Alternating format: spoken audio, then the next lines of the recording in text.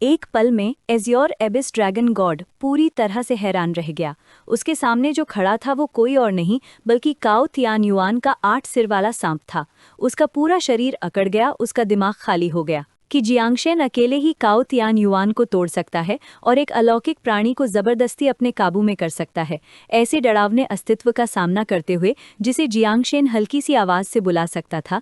ये अलौकिक प्राणी उसकी अपनी ताकत से कहीं ज्यादा था। एज़्योर एबिस ड्रैगन गॉड को ठंड से पसीना आ रहा था, ये महसूस करते हुए कि एक भी गलती तबाही लाएगी, और उसके किसी भी सैनिक में जल्दबाजी में काम करने की हिम्मत नहीं थी। ये महसूस करते हुए कि वो अब फायदा नहीं उठा सकता और सी क्लैन की किस्मत खतरे में थी, एज़्योर एबिस ड्रैगन गॉड ने तुरंत फैसला लिया। क्लैन के बचने की तुलना में एक बेटे की मौत मामूली थी। ड्रैगन किंग के तौर पर वो जानता था कि कब आगे बढ़ना है और कब पीछे हटना है।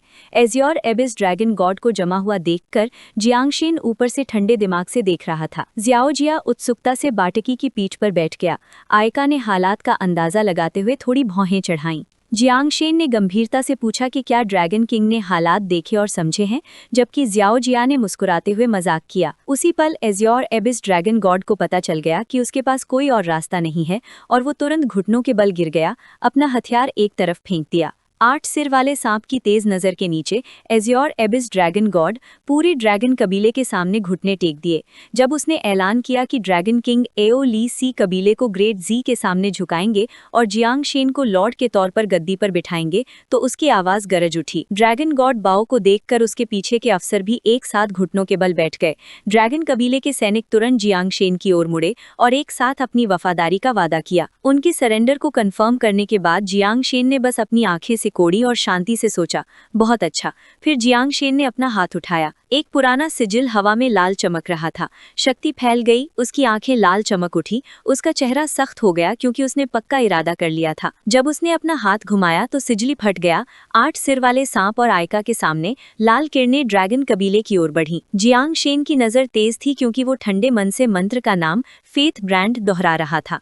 लाल रोशनी हर व्यक्ति के माथे पर पड़ी, जिससे वाचा बनी। सी कबीले और साकुरा राष्ट्र को काबू करने से ग्रेट जी के मौके बढ़ जाते जब भीड़ हमला करती, लेकिन एक अजय की मौत के बारे में ज़ियाओ जान की चेतावनी ने जियांगशेन को बिना देर किए किसी भी कीमत पर और मजबूत बनने का फैसला करने पर मजबूर कर दिया। उनके सरेंडर पर उसे कोई नाराजगी नहीं थी, उसका ध्यान खुद को मजबूत करने और खतरों को जल्दी खत्म करने पर केंद्रित था। इससे पहले साकुरा नेशन के अलावा 4 देशों ने हत्याओं की साजिश रची थी। इत्तेफाक से हर देश में एक दिव्य आत्मा थी। अब बदला लेने का समय था। अगला टारगेट कोरिया। सीन गु खेतियन पर आ गया, जो अभी भी ट्रेनिंग के लिए लगातार मॉन्स्टर्स का शिकार कर रहा था। उसने आसमानी ब्लेड घुमाया और एक और जानवर धड़ से कट गया। जिस जानवर पर हमला हुआ था वो 3 टुकड़ों में फट गया। तुरंत एक आसमानी दाव इनाम दिखाई दिया, जिससे 10% ताकत बढ़ गई। गु खेतियन हैरान रह गया जब उसने अपना ब्लेड म्यान में डाल दिया। वो उम्मीद नहीं कर रहा था कि स्टार बुल क्लैन का एक छोटा स्काउट 7वें ट्रांजिशन तक पहुंच जाएगा, जिससे पता चलता है कि भीड़ की नींव कोई आसान बात नहीं है। इनाम अभी भी कीमती था। जी गैंग दूर से दौड़ता हुआ आया, चिल्लाते हुए कि उसके छोटे भाई ने एक बड़ी घटना कर दी है, जिससे पूरे ग्रेट जी में उथल पुथल मच गई है। गु खेतियन ने मुंह बनाकर उससे सवाल किया। जी गैंग मुस्कुराया और कहा कि ये अच्छी खबर है, और कहा कि ब्रेकिंग आर्मी सिटी में कोई इस घटना के बारे में बता रहा है और उन्हें जाकर सुनना चाहिए। जैसे ही रात हुई, चहल पहल वाली सड़कें रोशन हो गईं। एक नैरेटर की आवाज ने क्लास चेंज के समय का ऐलान किया। 11वें महीने का दूसरा दिन, ग्रेट जी कैलेंडर के हिसाब से साल 793। जब समुद्र को जीतने वाला राजा अकेले ही साकुरा नेशन में आगे बढ़ा, टी हाउस के मेन हॉल में भीड़ सुन रही थी जब बूढ़ा आदमी कहानी सुना रहा था। हाथ में पंखा, आंखें स्टेज पर, उसके शब्द बह रहे थे। उसने जोश, जोखिम भरे बचाव, ताकत से कर्ज वसूली, देवताओं को हुक्म देने वाली आसमानी मुसीबत के 9 पंखों वाले डायग्राम का जिक्र किया। नीचे लकड़ी की टेबल पर जी गैंग और गु खेतियन ध्यान से सुन रहे थे। गु खेतियन ने चाय की चुस्की ली और शिकायत की कि बूढ़े आदमी ने अपने शिष्य की आत्मा को नहीं जीता है। जी गैंग जोर से हंसा और चिढ़ाया, जिससे टेबल पर बैठे लोग भी हंसने लगे। सभी को पता था कि गुरु अपने शिष्य के प्रति कितने समर्पित हैं। जब वो पी रहे थे तो बूढ़े आदमी ने आगे कहा, समुद्र को बस में करने वाले राजा ने साकुरा राष्ट्र में घुसते ही 8 महान दिव्य समाजों को खत्म कर दिया था, जो ग्रेट जी के 8 बड़े युद्ध क्षेत्रों के बराबर थे, जिसने इंगजान और जियांग वुशियांग का बहुत ध्यान खींचा। बूढ़ा आदमी अचानक रुका, अपने पीछे की दीवार पर हल्के से थपथपाया और धीरे से कहा कि जो उन्होंने अभी सुना था वो तो बस शुरुआत थी। दीवार पर खुरदुरे हरे रंग के शल्कों वाले 8 सिर वाले सांप की एक तस्वीर दिखाई दी। बूढ़े आदमी ने उसकी ओर इशारा किया और शांति से कहा कि समुद्र को बस में करने वाले राजा ने फिर काओ तियान युआन पर हमला किया और 8 सिर वाले सांप से लड़ा जो एक अलौकिक के बराबर था। ग्रेट जी का किलिन, एक भयानक लड़ाई जिसने सब कुछ तोड़ दिया। Mount Fuji. ये सुनकर यिंगज़ैन ने अपना चाय का कप उठाया और कड़वी मुस्कान दी। उसने सोचा था कि दफनाने की सज़ा पास करने के बाद हर कोई उस आदमी के साथ खड़ा हो सकता है, लेकिन ये दूरी न सिर्फ कम हुई बल्कि और भी बढ़ गई। जियांग वुशियांग ने प्रोजेक्शन पर नज़र डाली और आह भरी। उसने ये माना, लेकिन हिम्मत हारने की सलाह नहीं दी। एक लक्ष्य होना जिसे आप ऊपर देखना और जिसका पीछा करना चाहते हैं कीमती है, हालांकि इसके लिए कोशिशें दुगनी करनी पड़ती हैं। बूढ़ा आदमी जो अभी भी उसमें डूबा हुआ था, इस नतीजे पर पहुंचा कि समुद्र को जीतने वाले राजा ने सकूरा देश में विद्रोह को खत्म करने के लिए अरबों 9 पंखों वाली महामारी फैलाई थी। ये सुनकर गुकाइटियन ने चिढ़कर भौहें चढ़ाईं और जोर से लड़ाई की डिटेल्स मांगी और कहा कि कहानी बहुत ऊपरी है। बूढ़े आदमी ने सिर्फ हाथ हिलाते हुए मजाक उड़ाया और कहा कि सिर्फ भगवान ही डिटेल्स जानता है और इतनी जानकारी इकट्ठा करना ही काफी मुश्किल था। अगर उन्हें ये पसंद नहीं आया तो वे जा सकते थे। उसकी बातों ने तुरंत गुकाइटियन का गुस्सा भड़का दिया। उसकी नज़र गोली की तरह ठंडी हो गई। बिना प्रोसेस के नतीजे देने वाली बातें सहने में असमर्थ गुकाइटियन उछल पड़ा, जीगांग को अपने पैरों पर खड़ा किया और कहा कि वो अब और नहीं सुनेगा और बाद में खुद जियाओ शैन से पूछताछ करेगा। अपने मालिक का गुस्सा जानते हुए जीगांग बेबसी में चुप हो गया। हालांकि कहानी अधूरी थी, जीगांग ने फुसफुसाते हुए कहा कि वो अभी भी और सुनना चाहता है, लेकिन इससे गुकाइटियन को और गुस्सा आया, जिसने मन ही मन अपने शिष्य को अनजान होने के लिए डांटा। ये देखकर कि कोई नहीं जाएगा, गुकाइटियन ने बड़बड़ाते हुए कहा कि वो खुद चला जाएगा। गुस्से में बाहर निकलते हुए भीड़ को हिम्मत की कमी के लिए डांटा। लोग हैरान होकर उसे गुस्से में जाते हुए देख रहे थे। बूढ़ा आदमी खड़ा रहा और गंभीरता से बोलता रहा, समय बताते हुए इशारा करता रहा। क्लास चेंज एरा 9 नवंबर 793, जब समुद्र को जीतने वाला राजा कोरिया में आया और एक ही झटके में इंसानी बाड़ों को खत्म कर दिया। हालांकि उसने कहा कि वो चला जाएगा, गुकाइटियन एक कोने में छिपकर बातें सुनता रहा। उसने समझाया कि इंसानी बाड़े ग्रेट जिया में जानवरों के बाड़ों जैसे थे, सिवाय इसके कि उन देशों में आम लोगों को जानवरों की तरह कैद किया जाता था, जिससे उसे गुस्सा आ गया। कहानी के आखिर में गुकाइटियन गुस्से से भरे चेहरे के साथ चाय की टेबल पर लौटा और रूखेपन से कहा कि वो सुनना चाहता है कि बूढ़े आदमी के पास और क्या है। जीगांग ने जल्दी से चाय डाली। तांगजिन सिर्फ मुस्कुराया और ग्रुप सुनने के लिए चुप हो गया। स्टेज पर कहानी फिर से जानी पहचानी बातों पर आ गई। कोरिया में अरबों 9 पंखों वाली महामारी फैल गई, अपराधियों को सजा दी गई और सबसे गरीब लोगों को तकलीफ से बचाया गया। फिर बूढ़े आदमी ने साफ साफ बताने के लिए एक किलान जैसे जीव का स्केच बनाया और आगे कहा कि समुद्र को जीतने वाले राजा ने कोरिया के दिव्य मूल टैलिस्मन माउंटेन पर हमला किया और जीजहाई नाम के 10 ट्रांजिशन वाले अलौकिक जीव से लड़ा। उसकी कहानी तेजी से और साफ होती गई जैसे उसने इसे देखा हो, और उसने उत्साह से नतीजा बताया। समुद्र को जीतने वाले राजा जीत गए और दिव्य मूल टैलिस्मन माउंटेन पूरी तरह से चकनाचूर हो गया। उसकी आंखों में ऐसा भाव था जैसे किसी ने बड़ी जीत देखी हो।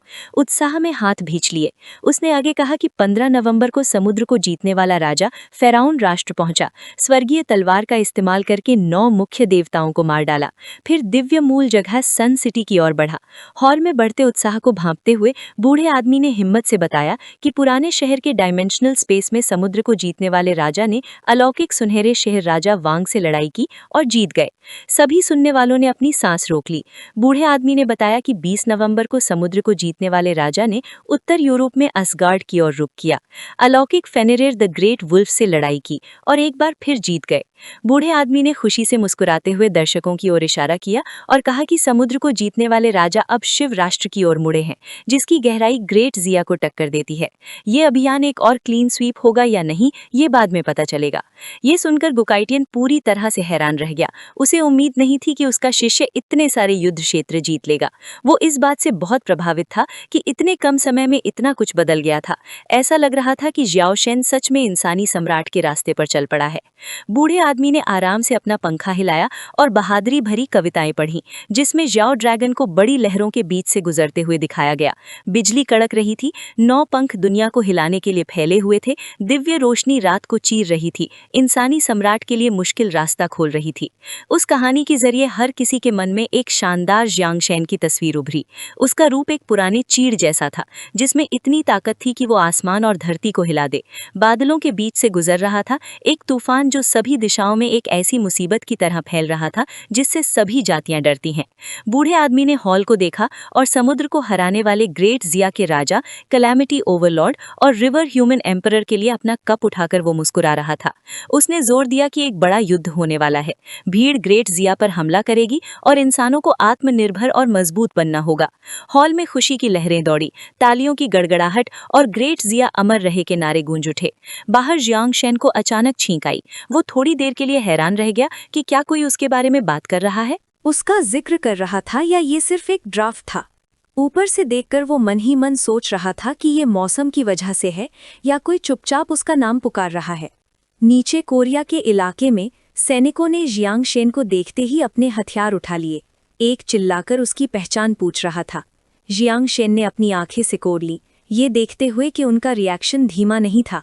जियांग शेन हवा में ठंडेपन से खड़ा था, उन पर नजरें गड़ाए, फुसफुसा रहा था कि कीड़ों का खाना फिर से शुरू हो गया है और ये कुछ समय के लिए आखिरी बार होगा। उसने उन्हें पेट भर खाने का ऑर्डर दिया और सब चौथे टियर की ओर बढ़ गए और कीड़ों के झुंड तुरंत निकल पड़े। झुंड लहरों की तरह लुढ़क रहे थे, जैसे जैसे वे आगे बढ़ रहे थे दुश्मनों को खा रहे थे। सैनिक दर्द से कांप रहे थे, निराशा में चिल्ला रहे थे, डर के मारे ये समझ रहे थे कि ये ग्रेट शिया के मुसीबत के कीड़े थे और उन्होंने तुरंत हेवनली डेटी टेम्पल को खबर भेजी। जरूरी खबर मिलते ही जियांग शेन ने तुरंत झुंड को आगे बढ़ाया।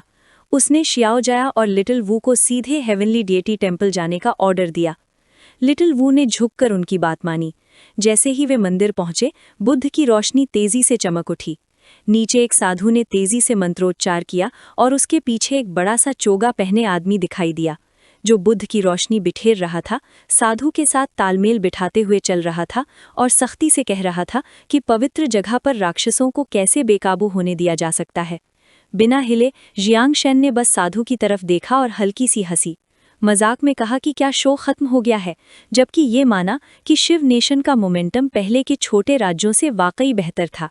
लिटिल वू ने ठंडी नज़र से चारों ओर देखा, तारीफ में हाथ जोड़े।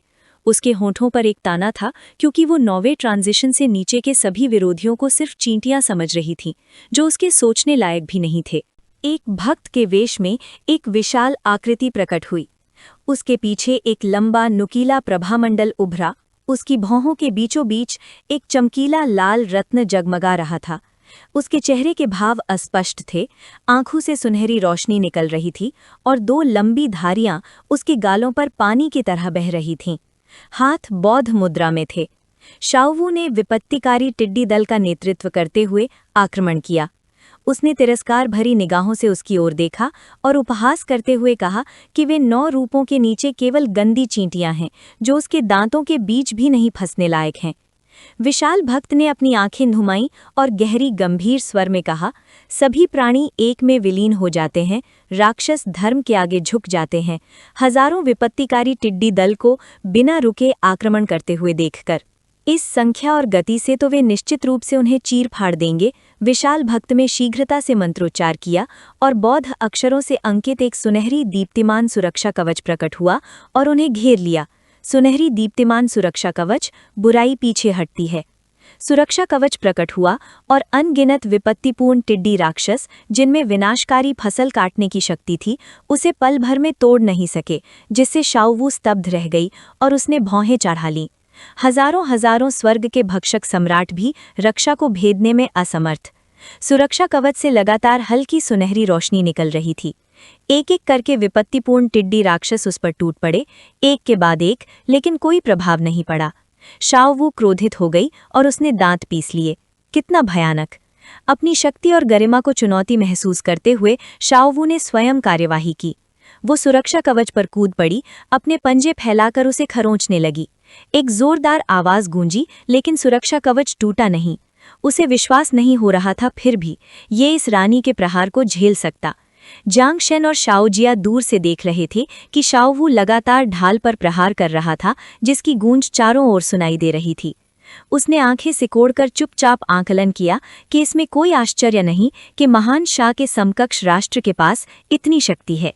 ये चतुर मंदिर प्रमुख अनुयायियों को एकत्रित कर सकता है, इसकी शक्ति को हल्के में नहीं लिया जा सकता। मंदिर प्रमुख की क्षमता किसी स्वप्न मार्गदर्शक या मार्शल आर्ट के समान थी। शरीर उधार लेकर 9 रूपांतरण 10 रूपांतरणों की तरह प्रहार कर सकते थे। मुख्य मंदिर के अंदर 4 उच्च भिक्षु इसकी रक्षा कर रहे थे।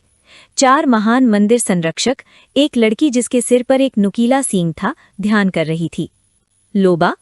बाईं ओर भिक्षु टीनो थे, दाईं ओर धर्म नाम वाले भिक्षु ब्लैकथॉर्न, और अंत में कमल की मुद्रा में बैठे हुए श्वेत प्रतिमा फान यी के शीर्ष 9 रूपों में से एक थे। फिर भी 4 9 रूप थे। उनके बगल में खड़ी शाओ जिया देख रही थी। मंदिर को देखते हुए जियांग शेन की भौहें थोड़ी तन गईं। शत्रु के 18-8 रूपों और 5 से 7 रूपों के लाखों सैनिकों का लगातार आकलन करते हुए ये युद्ध भयंकर होगा।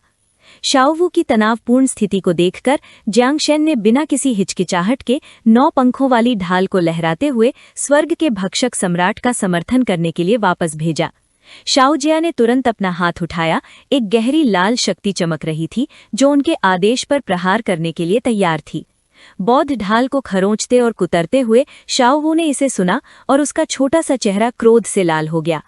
एक रानी की गरिमा को ठेस पहुंचने पर वो पलटवार करते हुए दहाड़ उठी कि वो स्वयं स्वर्ग के ताव को भी निगल सकती है और उसे किसी सहायता की आवश्यकता नहीं है। झुंडों का नेतृत्व कर रहे जियांग शेन उसकी चीख सुनकर 5 सेकंड के लिए जम गए, अवाक और स्तब्ध रह गए। अपनी राजसी प्रतिष्ठा को सिद्ध करने के लिए शाओ वू का चेहरा ठंडा पड़ गया और उसने छोटे विपत्ति टिड्डी को बुलाया। उसने उन्हें ढाल पर आक्रमण करने का नेतृत्व किया और संकेत किया, स्वर्ग के भक्षक सम्राट, जाओ। ऊपर से लाल पुतलियां सिकुड़ गईं और क्रोध में स्वर्ग के भक्षक सम्राट को आदेश दिया कि वे इसे तोड़ या फाड़ सकते हैं। यदि वे आज ढाल को तोड़ने में विफल रहे तो वे उसे अपमानित करेंगे और वो उन सब को खा जाएगी। घातक स्वर को भांपते हुए स्वर्ग के भक्षक सम्राट ने बिना किसी हिचकिचाहट के आक्रमण किया। अपने नुकीले पैरों और दांतों से दीप्तिमान ढाल पर लगातार हमले किए। यदि ये नहीं टूटा तो उनके सिर टूट जाएंगे। धमाकेदार आवाजें लगातार गूंज रही थीं, जैसे स्वर्ग के भक्षक सम्राट पागलों की तरह घूम रहे हों, अपने पंजों से पैर पटक रहे हों और जबड़े दर्द से कराह रहे हों, लेकिन वे रुकने की हिम्मत नहीं कर रहे थे। शाओ जिया ये सब देख रही थी और दिल खोलकर हंस रही थी, ताकि शाओ वू को उत्तेजित करना तो आसान है। अपने बेटे का इरादा समझते हुए जियांग शेन ने चिढ़कर उसका सिर नीचे दबा दिया और शाओ जिया दर्द से चीख पड़ा और रहम की भीख मांगने लगा। पिताजी, दर्द हो रहा है। नीचे भिक्षु लगातार मंत्रोच्चार कर रहे थे, लेकिन जब उन्होंने स्वर्ग भक्षक सम्राट को उत्पात मचाते सुना तो सुरक्षा कवच में दरारें पड़ने लगी। भिक्षुओं ने घबराहट में उस विशालकाय भिक्षु की ओर देखा और चिल्लाए, हे भगवान, मंदिर के स्वामी महान गुरु, हम अब और ज्यादा देर तक नहीं टिक पाएंगे। भिक्षुओं की गुहार सुनकर फान यी ने अपनी आंखें सिकोड़ी, तेजी से एक सुनहरी दूमुहे डंडे वाला ताबीज निकाला, मंत्र पढ़ा और वो डंडा असीम बैंगनी ऊर्जा से दमक उठा। वज्रधर्म चक्र, रक्षा करो। एक शानदार मुहर चमकी और उसने बौद्ध प्रकाश का एक घेरा छोड़ा, जिसने स्वर्ग भक्षक सम्राट पर जोरदार प्रहार किया और उसके पूरे शरीर को हवा में उछाल दिया। जियांग शेन ने देखा कि स्वर्ग भक्षक सम्राट को दूर धकेल दिया गया है और उसके चेहरे का रंग उड़ गया। उसने मंदिर की ओर चिल्लाते हुए कहा, हे भगवान, शाओ वू मुसीबत में है। 9 पंखों वाले रक्षक यानी एजिस, जल्दी करो और उसकी मदद के लिए जाओ। अगर तुम नहीं जा सकते तो शाओ जिया, तुम जाओ, उसने पुकारा। स्वर्ग भक्षक सम्राट। स्वर्ग सम्राट और शियाओ जिया दोनों ने उसकी ओर देखा। शियाओ जिया ने अपने पिता का उपहास करते हुए कहा, जाओ, उन दुष्ट ट्रांसफॉर्मरों को नष्ट कर दो। कोरिया से बचे हुए लाखों रुपए तुम्हारे लिए कुछ समय के लिए काफी हैं। शियाओ जिया ने अपनी बाहों में मौजूद कीड़े को सहलाया और ज्ञान भरी निगाहों से उसकी ओर देखते हुए कहा, पिताजी, ये सेनापति को उकसाने की एक चाल है ना? मैं समझ गया। जियांग शेन ने उसकी प्रशंसा करते हुए कहा, बच्चे, तुमने जो सीखा वो सार्थक था। केवल शियाओ वू, हालांकि शाही और संयमित थी, ऐसी उकसाहट बर्दाश्त नहीं कर सकी जिसने उसके गौरव और उसकी शक्ति को छुआ, और ये निषिद्ध है। जैसे ही उसने आदिम शक्ति को जागृत किया, उसकी शक्ति चरम पर पहुंच गई। उसका शरीर हरे रंग से चमकने लगा। क्रोधित होकर उनकी हिम्मत कैसे हुई इस रानी को कम आंकने की। ये मत सोचो कि कवच में छिपने से तुम बच जाओगे। क्रोध से भरी शियाओवू ने स्वर्ग सम्राट के भक्षक को हमला करने का आदेश दिया। उसने अपने मुंह से एक हरी ज्वाला उगली जिसने आकाश और पृथ्वी को झुलसा दिया। पंचतत्व की अग्नि ने उन्हें जला दिया। विशाल अग्निगोला ढाल से टकराया और स्वर्ग के सम्राट को निगलने वाला राक्षस उठ खड़ा हुआ और ढाल को चकनाचूर कर दिया। ढाल के टुकड़े टुकड़े हो गए, टुकड़े जमीन पर बिखर गए। सुनहरी धातु की शक्ति, इसे मेरे लिए तोड़ दो। भिक्षु ने बौद्ध संरचना को बिखरते हुए देखा और तुरंत चारों दिशाओं में भागने लगा, घबराकर, हे भगवान, ये कीड़े बहुत शक्तिशाली हैं, ढाल टूट गई है, भागो। शियाओवू ने अपनी बाहें मोड़ी और जान बचाकर भाग रहे भिक्षुओं को घूर कर देखा। उसने गुस्से से भरी नाक सिकोड़ी। उसका गुस्सा अभी शांत नहीं हुआ था। तुम भागना चाहते हो? हाँ। उसने अपनी आंखें सिकोड़ी और मुस्कुराई। इन्हें डुबो दो। और उसके पीछे स्वर्ग के सम्राट को निगलने वाले राक्षस ने इशारा समझा और पेट से पानी उगला, जो उसने सीधे भिक्षुओं पर थूक दिया। पानी पल भर में एक नदी बन गया और उन्हें डुबो दिया। उनके शरीर जकड़ गए और गतिहीन हो गए। एक असहनीय पीड़ा से उनका शरीर गलने लगा और वे चीखने लगे, आह, ये कैसा पानी है, ये चिपचिपा है और गति धीमी कर रहा है। आह, मैं हिल नहीं पा रहा। स्वर्ग के सम्राट के पेट के जल में दिव्य देवता का मंदिर समा गया। मंदिर का हर कोना पानी से भर गया। फानी के चारों अधीनस्थों ने संरचना को भंग होते देखा और वे उस विशाल भक्त के पास दौड़े। मंदिर के स्वामी, महान गुरु, 5 से 6 भिक्षुओं का रूपांतरण जल में विलीन हो गया है। हमारी अर्हत संरचना पूरी तरह टूट गई है। आगे बढ़ना व्यर्थ है। फानी ने भौहें चढ़ाकर चारों ओर देखा, अभी भी अपना ताबीज पकड़े हुए। उसने चारों से जोर से कहा, घबराओ मत। दिव्य देवता मंदिर का शिखर अभी भी खड़ा है, कमजोर और स्थिर। उसके बोलने से पहले ही उनके सामने की जमीन और पत्थर धीरे धीरे कांपने लगे और फिर ढह गए, ठीक समूह के सामने। अरे, ये क्या है?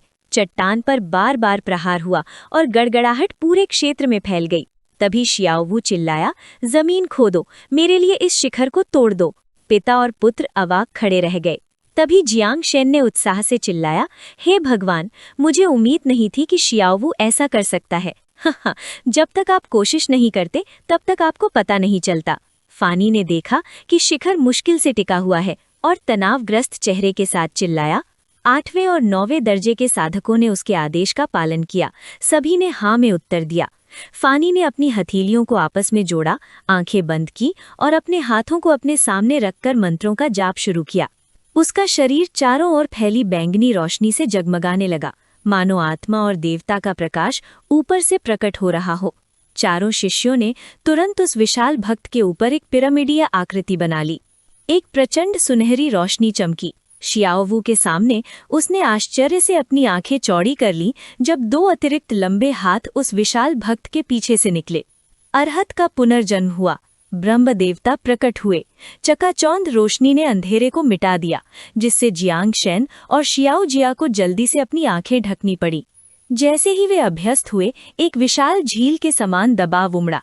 जियांग शेन ने भौहें चढ़ाकर चिंता से कहा, ये शक्ति बहुत प्रबल है। मुझे आश्चर्य है कि क्या शियाओवू इसे सहन कर पाएगी। भक्त का प्रकाश चारों ओर फैल गया। शियाओवू ने भौहें उठाईं, अविचलित होकर ठंडी आवाज में कहा, ये दबाव थेनटाइन के दबाव के सामने कुछ नहीं है। अपनी रानी के लिए उठो, थेनथियन कवच। उसकी क्रूर लाल आंखों का पीछा करते हुए उसका शरीर तेजी से आगे बढ़ा। जियांग शेन ने आंखें सिकोड़ी। हालांकि शियाओवू की गति धीमी नहीं हुई, लेकिन वो तनावग्रस्त लग रही थी। स्वर्ग को निगलने वाला दानव स्पष्ट रूप से बहुत छोटा हो गया था। भक्त के पीछे से 2 लंबी भुजाएं तीर की तरह बाहर निकली। एक गहरी आवाज ने स्वर्ग को पवित्र करने का आदेश दिया। वे भुजाएं स्वर्ग के सम्राट के भक्षक को पकड़ने के लिए आगे बढ़ीं, लेकिन वो झटके से बच निकला। शियाओवू ने ताना मारा, क्या तुम इस लायक हो? पलक झपकते ही सांप जैसी फुर्तीली भुजाओं ने स्वर्ग के सम्राट के भक्षक को दबोच लिया। दोनों भुजाओं ने उस टिड्डे जैसे जानवर का सिर कसकर जकड़ लिया और क्रूर वचन में कहा, तेरी आत्मा का अपमान हो और तू मर जाए। और चीखें आसमान को चीर गईं। आह! उसकी पीड़ा सुनकर शियाओवू की भौहें तन गईं और वो चिल्लाते हुए आगे बढ़ीं। तुम्हारी हिम्मत कैसे हुई मेरे स्वर्ग भक्षक जानवर को चोट पहुंचाने की? तुम अपनी मौत को दावत दे रहे हो। उसकी पीठ पर सवार होकर शियाओ वू ने तुरंत स्वर्ग भक्षक जानवर को आदेश दिया। काष्ठ कवच, जीवन ऊर्जा का प्रवाह। टिड्डे जैसे जानवर का शरीर गहरे हरे रंग से चमकने लगा और शियाओ वू का तेज तेजी से बढ़ गया। काष्ठ कवच, जीवन ऊर्जा का प्रवाह न केवल घावों को भरता है बल्कि शक्ति भी प्रदान करता है। विशाल भक्त ने जब शियाओ वू को झुकता नहीं देखा तो क्रोध से भर गया और स्वर्ग भक्षक जानवर का सिर और भी कसकर जकड़ लिया, जैसे उसे मौत के घाट उतार देना चाहता हो। शक्ति और भी तीव्र हुई और शियाओ वू ने तुरंत आदेश दिया, पंच तत्वों का संगम। पलक झपकते ही स्वर्ग के सम्राट और सियाओ वू का भक्षक गायब हो गया। दोनों हाथों ने खाली हवा पकड़ ली और वो हैरानी से चिल्लाया, हाँ, वे चले गए। स्तब्ध होकर उसकी हथेली में एक तेज दर्द हुआ और एक पल बाद एक हरी कील स्किन में चुभ गई। जब उसकी हथेली में एक अनजानी एनर्जी का झोंका आया तो वो विशाल भक्त डर के मारे चिल्लाया। जैसे ही उसका दिमाग कुछ समझ पाता, उस अनजान ताकत ने उसके हाथ के टुकड़े टुकड़े कर दिए। टुकड़े नीचे गिरे, सिर्फ बेसाल्ट का एक दांतेदार टुकड़ा बचा जो हल्के हरे रंग का चमक रहा था, बहुत बड़ा और नुकीला, जैसे किसी कोशस्थ कीट से फूटा हो अपनी चोटी पर एक चुभने वाला वार।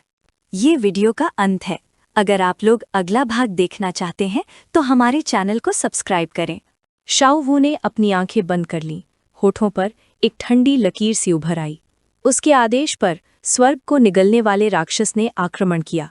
हरे क्रिस्टल की नोक वाला एक नुकीला दांत धागे की तरह विशाल बुद्ध शिष्य के शरीर में घुस गया, एक बड़ा छेद कर दिया और उसका शरीर हवा में उड़ती रेत की तरह बिखर गया। फैन याई और उसके 4 अधीनस्थों द्वारा बनाई गई रक्षात्मक संरचना पल भर में ध्वस्त हो गई और आकृतियां आकाश से गिरने लगीं। मंदिर में भय की चीखें गूंज उठीं। आह आह आह! जियांगचेन और शियाओ जाओ बाहर से देख रहे थे। विशाल बुद्ध शिष्य को धूल में बदलते देख वे अपना आश्चर्य नहीं छिपा सके और संतुष्टि से मुस्कुराए। एक और सफलता, शियाओ वू की योजना वाकई असाधारण थी। स्वर्ग को निगलने वाले राक्षस द्वारा फैन याई के गर्वित टावर को गिराने के बाद शियाओ वू के लिए वो रेत के महल की तरह नाजुक था। उसकी आवाज़ ठंडी पड़ गई जब उसने दया न करने का आदेश दिया और राक्षस भागते हुए भिक्षुओं का पीछा करने लगा और उन्हें किनारे तक धकेल दिया जब तक कि वे समुद्र में नहीं गिर गए। निराशा में रोते हुए, देखो, आह आह, बिखर जाओ। जब सेवक नष्ट हो गए तो स्वर्ग को निगलने वाले राक्षस की क्रूर दृष्टि फैन याई और उसके आदमियों पर टिक गई। फैन याई ने भौहें चढ़ाईं। गंभीर भाव से, ये जानते हुए कि संकोच का अर्थ मृत्यु है, उसने तेजस्वी दिव्य फल निकाला और चारों से कठोर स्वर में कहा कि इस स्थिति में उन्हें फलों का उपयोग करना ही होगा। यद्यपि पूरी तरह से पके नहीं थे, फिर भी प्रत्येक 2 फल 10 गुना रूपांतरण को तोड़ देंगे, जिससे फैन याई उत्तेजित हो गया। चारों ने खतरे को भांप लिया और संकोच करना बंद कर दिया। प्रत्येक ने दिव्य फलों को निगल लिया। यहाँ मरने से बेहतर है कि वे साधना के दुष्परिणाम का जोखिम उठाएं। जो कोई भी उनकी साधना के मार्ग में बाधा डालेगा, उसे मरना होगा। फलों को अवशोषित करने के बाद फैन याई और उसके आदमियों ने तुरंत अपनी संरचना को पुनः संगठित कर लिया। विशाल बुद्ध शिष्य स्वर्ग को निगलने वाले राक्षस के सामने पुनः प्रकट हुआ। ब्रह्मा देवता की शक्ति का विस्फोट हुआ और ब्रह्मा का माया जाल 10 गुना रूपांतरण को चकनाचूर कर गया। उसने चमड़े का एक कोड़ा प्रकट किया जिसकी हर मार बिजली की तरह हवा को चीरती हुई निकली। उसकी सुनहरी आंखें धधक रही थीं। उसका निचला शरीर 100 मीटर लंबी सर्प की पूंछ में बदल गया। उसने दहाड़ लगाई। सर्प देवता 10 गुना रूपांतरित होकर प्रकट हुए। शक्ति उसके भीतर उमड़ पड़ी। तीनों ने एक हाथ से खुद को ढाल बनाया, जबकि दूसरे हाथ से अपने शरीर पर लाल कपड़ा कस लिया और पाई देवता की आभा तुरंत अपनी जगह लौट आई। बाईशी ने थोड़ा सा भौहें चढ़ाईं। जैसे ही आध्यात्मिक शक्ति उसकी ठंडी तलवार में भर गई, उसका इरादा तेजी से आगे बढ़ा और काले स्वर्ग के महान देवता ने औपचारिक रूप से अपना स्थान ले लिया। अंत में सफ़ेद हाथी ने अपना रूपांतरण पूरा किया और 2 ठंडी चमकती तलवारों के साथ एक परिचित मानव रूप धारण कर लिया, जबकि उसकी सूंड से एक प्रचंड धारा बह निकली। हाथी देवता औपचारिक रूप से लौट आया। ये सब अचानक इस तरह क्यों रूपांतरित हो गए? शाओजिया ने जियांगचेन को आगे बढ़ते और झुककर देखने को कहा, फिर वो भी उसके पीछे गया। दिन के छोटे से कीड़े को पकड़े हुए उसने जियांगचेन की ओर देखा, जिसका चेहरा गंभीर था। उसकी आंखों में श्याओवू के लिए गौरव था। उन सभी ने 10 गुना रूपांतरण को तोड़ दिया था और वो सोच रहा था कि क्या श्याओवू अब भी टिक पाएगा। जियांगचेन युद्ध में हमेशा जीत हासिल करता था और किसी भी बदलाव को नहीं छोड़ता था। उसने श्याओवू की ओर देखा और चुपके से अपने माइम टाई काटा में 3 सेकंड आगे की भविष्यवाणी करने की क्षमता को सक्रिय कर लिया। दृश्य उसके दिमाग में धीमी गति की फिल्म की तरह उमड़े। उसकी तलवार, भौहें, दानव, ये दृश्य था। उसने देखा कि श्याओवू पीछे की ओर गिर पड़ी। उसका शरीर घावों से छलनी था। ये बहुत बुरा था। श्याओवू को निश्चित रूप से चोट लगी होगी और स्वर्गीय सम्राट के पहले के लगातार महान आक्रमणों ने संभवतः उसकी बहुत सी शक्ति समाप्त कर दी थी। 5 विशाल बुद्ध सेनापतियों का सामना करते हुए श्याओवू शांत रही। एक हाथ कमर पर रखे हुए उसने चारों ओर तिरस्कार भरी निगाहों से देखा और ठुड्डी उठाई। बोली, तो तुम्हें लगता है कि इससे मुझे डर लगता है? ये मत समझो कि 10 गुना रूपांतरण को तोड़ देने का मतलब है कि मैं तुमसे निपट नहीं सकती। मेरी नज़र में तुम निकम्मे हो। परिणाम को देखते हुए जियांगचेन ने तुरंत श्याओवू को पीछे हटने को कहा। वो जम गई और उसे हैरानी और बढ़ती हुई झुंझलाहट से देखने लगी। क्यों?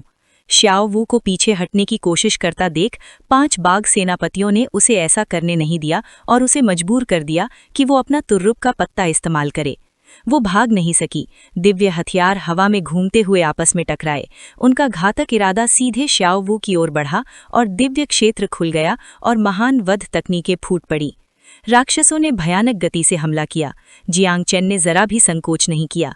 उसका शरीर बिजली की तरह तेजी से निकला। वो तेजी से भागा, केवल धुंधली परछाई छोड़ते हुए श्याओवू को पुकारता रहा। उसकी चकाचौंध भरी गति ने श्याओजिया को चौंका दिया। इससे पहले कि वो कुछ प्रतिक्रिया कर पाती, जियांगचेन ने श्याओवू को अपनी बाहों में खींच लिया। उसके इस अचानक कदम से वो स्तब्ध रह गई। उसने कुछ नहीं कहा। उसकी तलवार से सजी भौहें तन गईं और दूसरे हाथ से उसने अपनी लाल शक्ति का विस्फोट किया। दिव्य हाथी कारागार, दमनकारी शरीर, वाड़ देवता रूपांतरण और 9 पाताल लोकों की शक्ति एक साथ उजागर हो गई। उसी क्षण उनके सामने एक विशाल ढाल प्रकट हुई, जिसने फैन याई द्वारा छोड़े गए सभी मैजिकल हथियारों को रोक दिया। टकराव की गर्जना से समुद्र में हलचल मच गई और बवंडर जोर से चलने लगे। 5 बाघ सेनापतियों के संयुक्त आक्रमण का सामना करते हुए जियांगचेन ने खुद को 5 के खिलाफ अकेला पाया। दर्द को सहते हुए उसकी भौहें तन गईं और उसने दांत भींच लिए। जियांगचेन ने अपनी पूरी ताकत युद्ध में झोंक दी। दोनों सेनाएं धरती को हिला देने वाले विस्फोटों से टकराईं और विशाल स्वर्ग भक्षक जानवर अंततः जीत नहीं सका। दबाव सहन कर सके। उसका शरीर अनगिनत टुकड़ों में बिखर गया। श्याओवू ने आंखें चौड़ी कर लीं और चीख पड़ी, क्योंकि स्वर्ग को निगलने वाला सम्राट फिर से नष्ट हो गया था।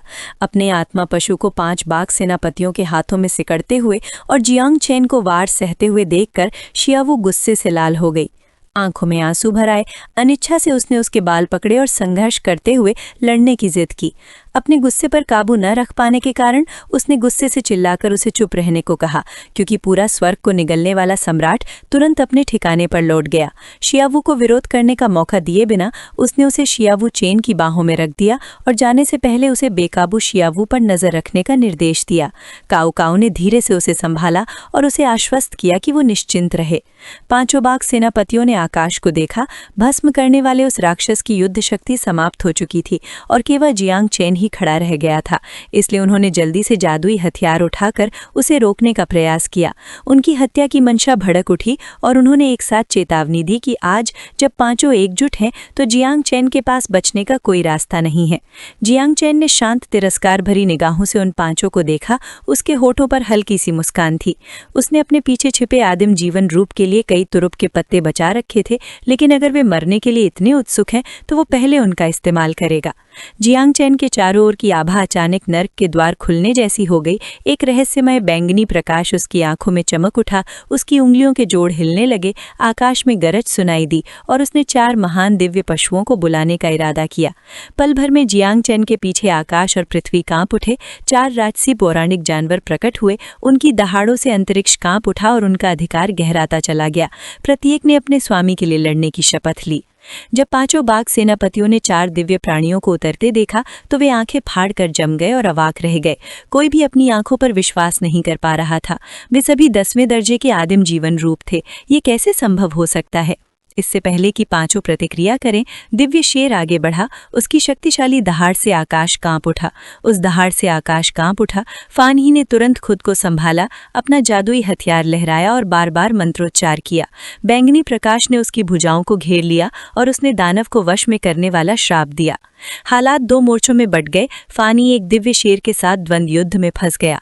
जैसे ही दोनों शक्तियां एक बड़े इलाके में जोरदार तरीके से टकराईं, उसने पीछे हटने का आदेश चिल्ला कर दिया और बाकी चारों तुरंत पीछे हट गए। उस दैवीय जानवर के लिए उसका विरोधी चिंता के लायक भी नहीं था। उसने बेपरवाही से जलते हुए सूर्य की किरणें छोड़ दी। सुनहरी रोशनी की किरणें फानी से टकराईं। हालांकि उसने जल्दबाजी में खुद को बचाने की कोशिश की, लेकिन तब तक बहुत देर हो चुकी थी। रोशनी ने उसकी आंखों को भेद डाला, उसके मांस और खून को चीर डाला, जिससे वो दर्द से कराह उठा। उसकी आंखों के सामने गहरा अंधेरा छा गया। फानी ने अपनी आंखों की रोशनी वापस पाने के लिए पूरी ताकत झोंक दी, लेकिन उसके सामने सिर्फ खालीपन था। वो निराशा और घबराहट में चिल्लाया और अपनी ही चीखें बर्दाश्त नहीं कर पाया। वो जानवर करीब आया और अपना मुंह खोलकर चमकदार सुनहरी रेत उगलने लगा। महान सूर्य की रेत एक बवंडर की तरह उठी और फानी को पूरी तरह निगलकर दफना दिया। महीन सुनहरी रेत एक शांत लहर की तरह बहती हुई फानी को तबाही के भंवर में खींच ले गई और उसके दर्द की चीखें अनंत तक गूंजती रहीं। संघर्ष की आवाजें धीरे धीरे धीमी पड़ गईं, जब तक कि उसका शरीर गलकर एक सफेद कंकाल में नहीं बदल गया। अंत में वो धूल में मिल गया। गायब होने से पहले उसकी कराहें एक बार फिर से गूंजी। वो दैवीय जानवर युद्ध मैदान में शान से खड़ा रहा। उसकी ठंडी पीली आंखें बचे हुए लोगों को घूर रही थीं। फानी को रेत में बदलते देख तीनों ने घबराहट में चीख मारी, जबकि बाकी लोग डर के मारे पीले पड़ गए और चुप हो गए। हाइशी ने देखा कि उस दैवीय जानवर ने 5 मिनट से भी कम समय में फानी को पूरी तरह खत्म कर दिया था। वो घबराहट में, जिसका चेहरा डर से सफेद पड़ गया था, चीख पड़ी। वहीं सफेद हाथी भी जम सा गया। वो इस भयानक अंजाम को देखकर पूरी तरह अवाक रह गया। उसकी आंखें हैरानी से फटी की फटी रह गईं। शेर को पहले हमला करते देख 8 सिर वाला सांप, जो खुद भी एक दैवीय जानवर था, चुपचाप खड़ा नहीं रह सका। वो रेंगता हुआ आगे बढ़ा और शीपों को निशाना बना लिया।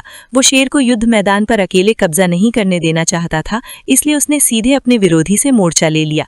शीपो पीछे हटता गया। उसके पास बचने का कोई रास्ता नहीं था। उसने अपनी चाबुक कसकर पकड़ ली और दांत पीसकर लड़ने का फैसला किया। बाकी दैवीय जानवरों ने भी एक साथ हमला किया। हर किसी ने अपना अपना निशाना चुन लिया।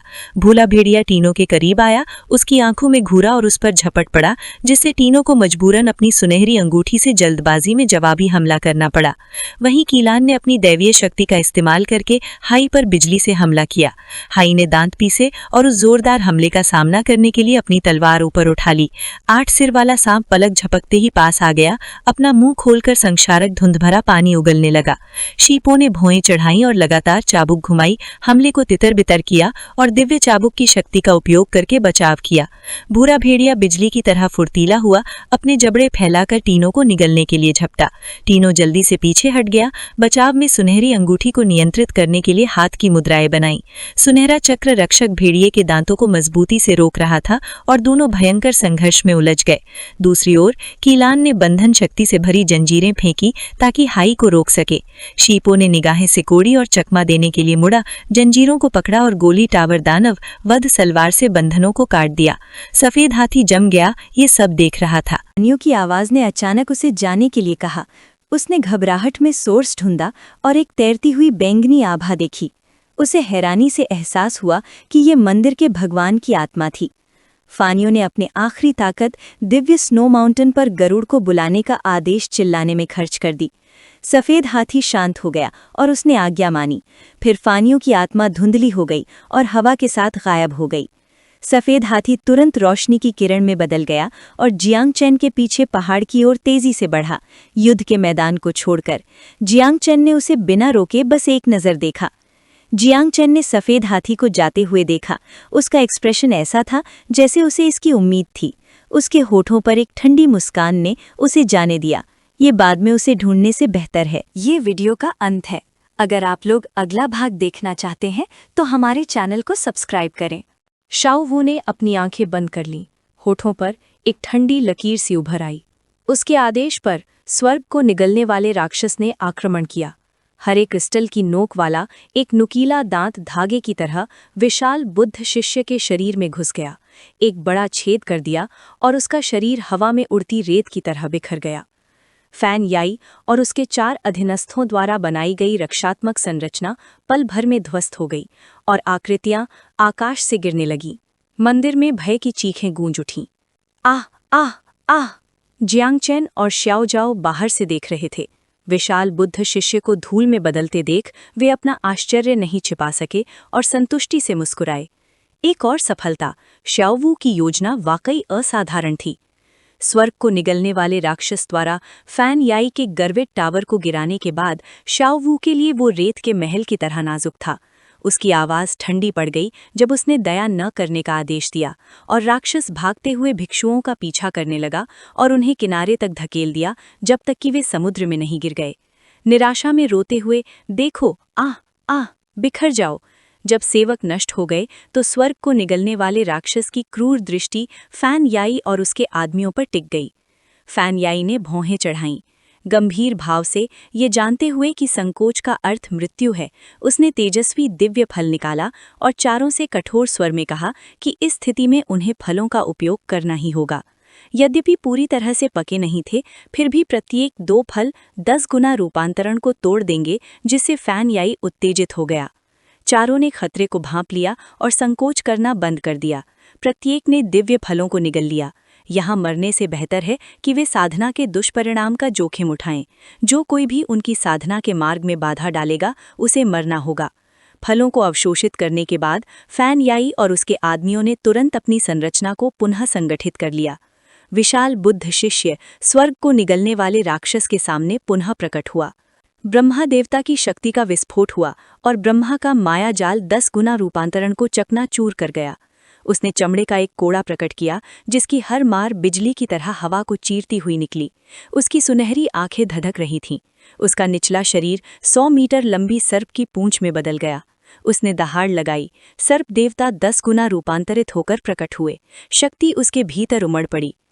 तीनों ने एक हाथ से खुद को ढाल बनाया, जबकि दूसरे हाथ से अपने शरीर पर लाल कपड़ा कस लिया और पाई देवता की आभा तुरंत अपनी जगह लौट आई। बाईशी ने थोड़ा सा भौहें चढ़ाईं। जैसे ही आध्यात्मिक शक्ति उसकी ठंडी तलवार में भर गई, उसका इरादा तेजी से आगे बढ़ा और काले स्वर्ग के महान देवता ने औपचारिक रूप से अपना स्थान ले लिया।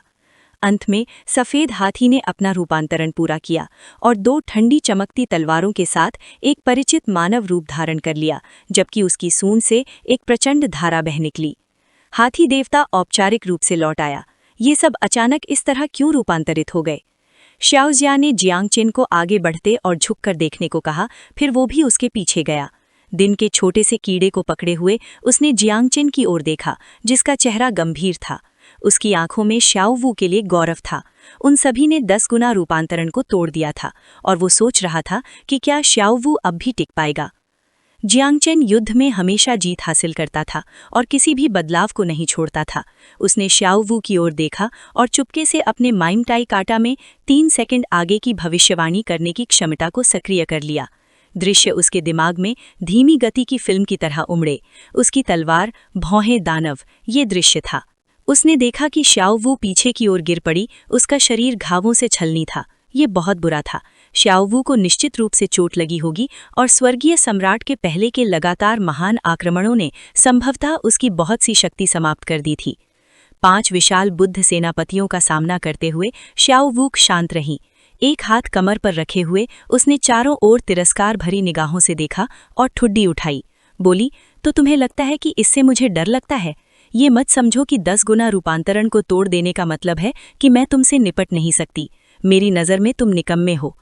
परिणाम को देखते हुए जियांगचेन ने तुरंत श्याओवू को पीछे हटने को कहा। वो जम गई और उसे हैरानी और बढ़ती हुई झुंझलाहट से देखने लगी। क्यों? श्याओवू को पीछे हटने की कोशिश करता देख 5 बाघ सेनापतियों ने उसे ऐसा करने नहीं दिया और उसे मजबूर कर दिया कि वो अपना तुर्रुप का पत्ता इस्तेमाल करे। वो भाग नहीं सकी। दिव्य हथियार हवा में घूमते हुए आपस में टकराए। उनका घातक इरादा सीधे श्याओवू की ओर बढ़ा और दिव्य क्षेत्र खुल गया और महान वध तकनीकें फूट पड़ी। राक्षसों ने भयानक गति से हमला किया।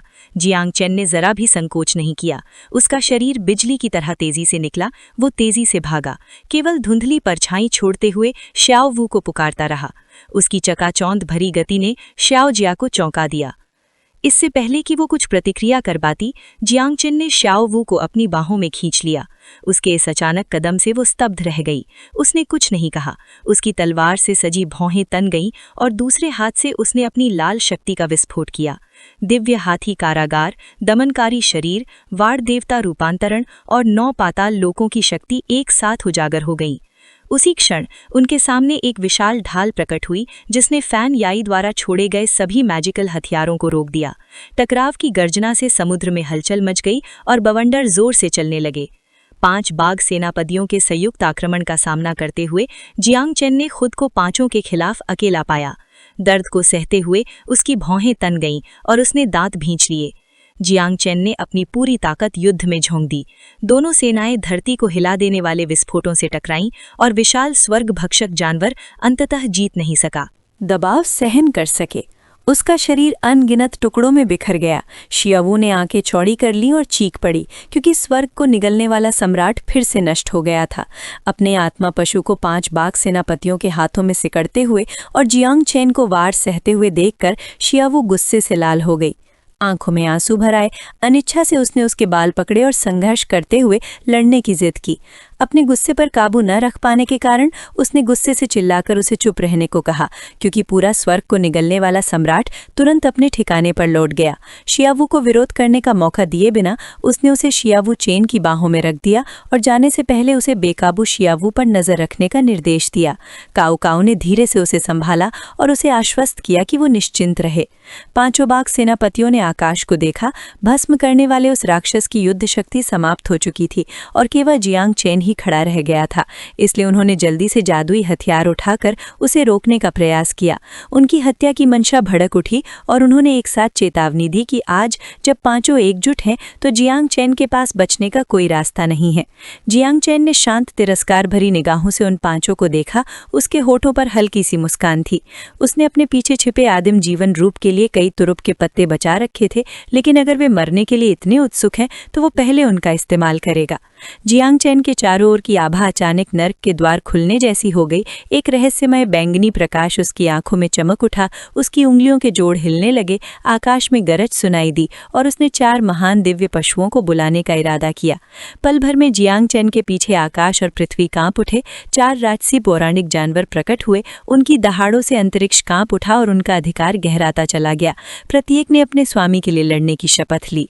जब 5 बाघ सेनापतियों ने 4 दिव्य प्राणियों को उतरते देखा तो वे आंखें फाड़कर जम गए और अवाक रह गए। कोई भी अपनी आंखों पर विश्वास नहीं कर पा रहा था। वे सभी 10वें दर्जे के आदिम जीवन रूप थे। ये कैसे संभव हो सकता है? इससे पहले कि 5 प्रतिक्रिया करें, दिव्य शेर आगे बढ़ा। उसकी शक्तिशाली दहाड़ से आकाश कांप उठा। उस दहाड़ से आकाश कांप उठा। फान ही ने तुरंत खुद को संभाला, अपना जादुई हथियार लहराया और बार बार मंत्रोच्चार किया। बैंगनी प्रकाश ने उसकी भुजाओं को घेर लिया और उसने दानव को वश में करने वाला श्राप दिया। हालात 2 मोर्चों में बट गए। फानी एक दिव्य शेर के साथ द्वंद्व युद्ध में फंस गया। जैसे ही दोनों शक्तियां एक बड़े इलाके में जोरदार तरीके से टकराईं, उसने पीछे हटने का आदेश चिल्ला कर दिया और बाकी चारों तुरंत पीछे हट गए। उस दैवीय जानवर के लिए उसका विरोधी चिंता के लायक भी नहीं था। उसने बेपरवाही से जलते हुए सूर्य की किरणें छोड़ दी। सुनहरी रोशनी की किरणें फानी से टकराईं। हालांकि उसने जल्दबाजी में खुद को बचाने की कोशिश की, लेकिन तब तक बहुत देर हो चुकी थी।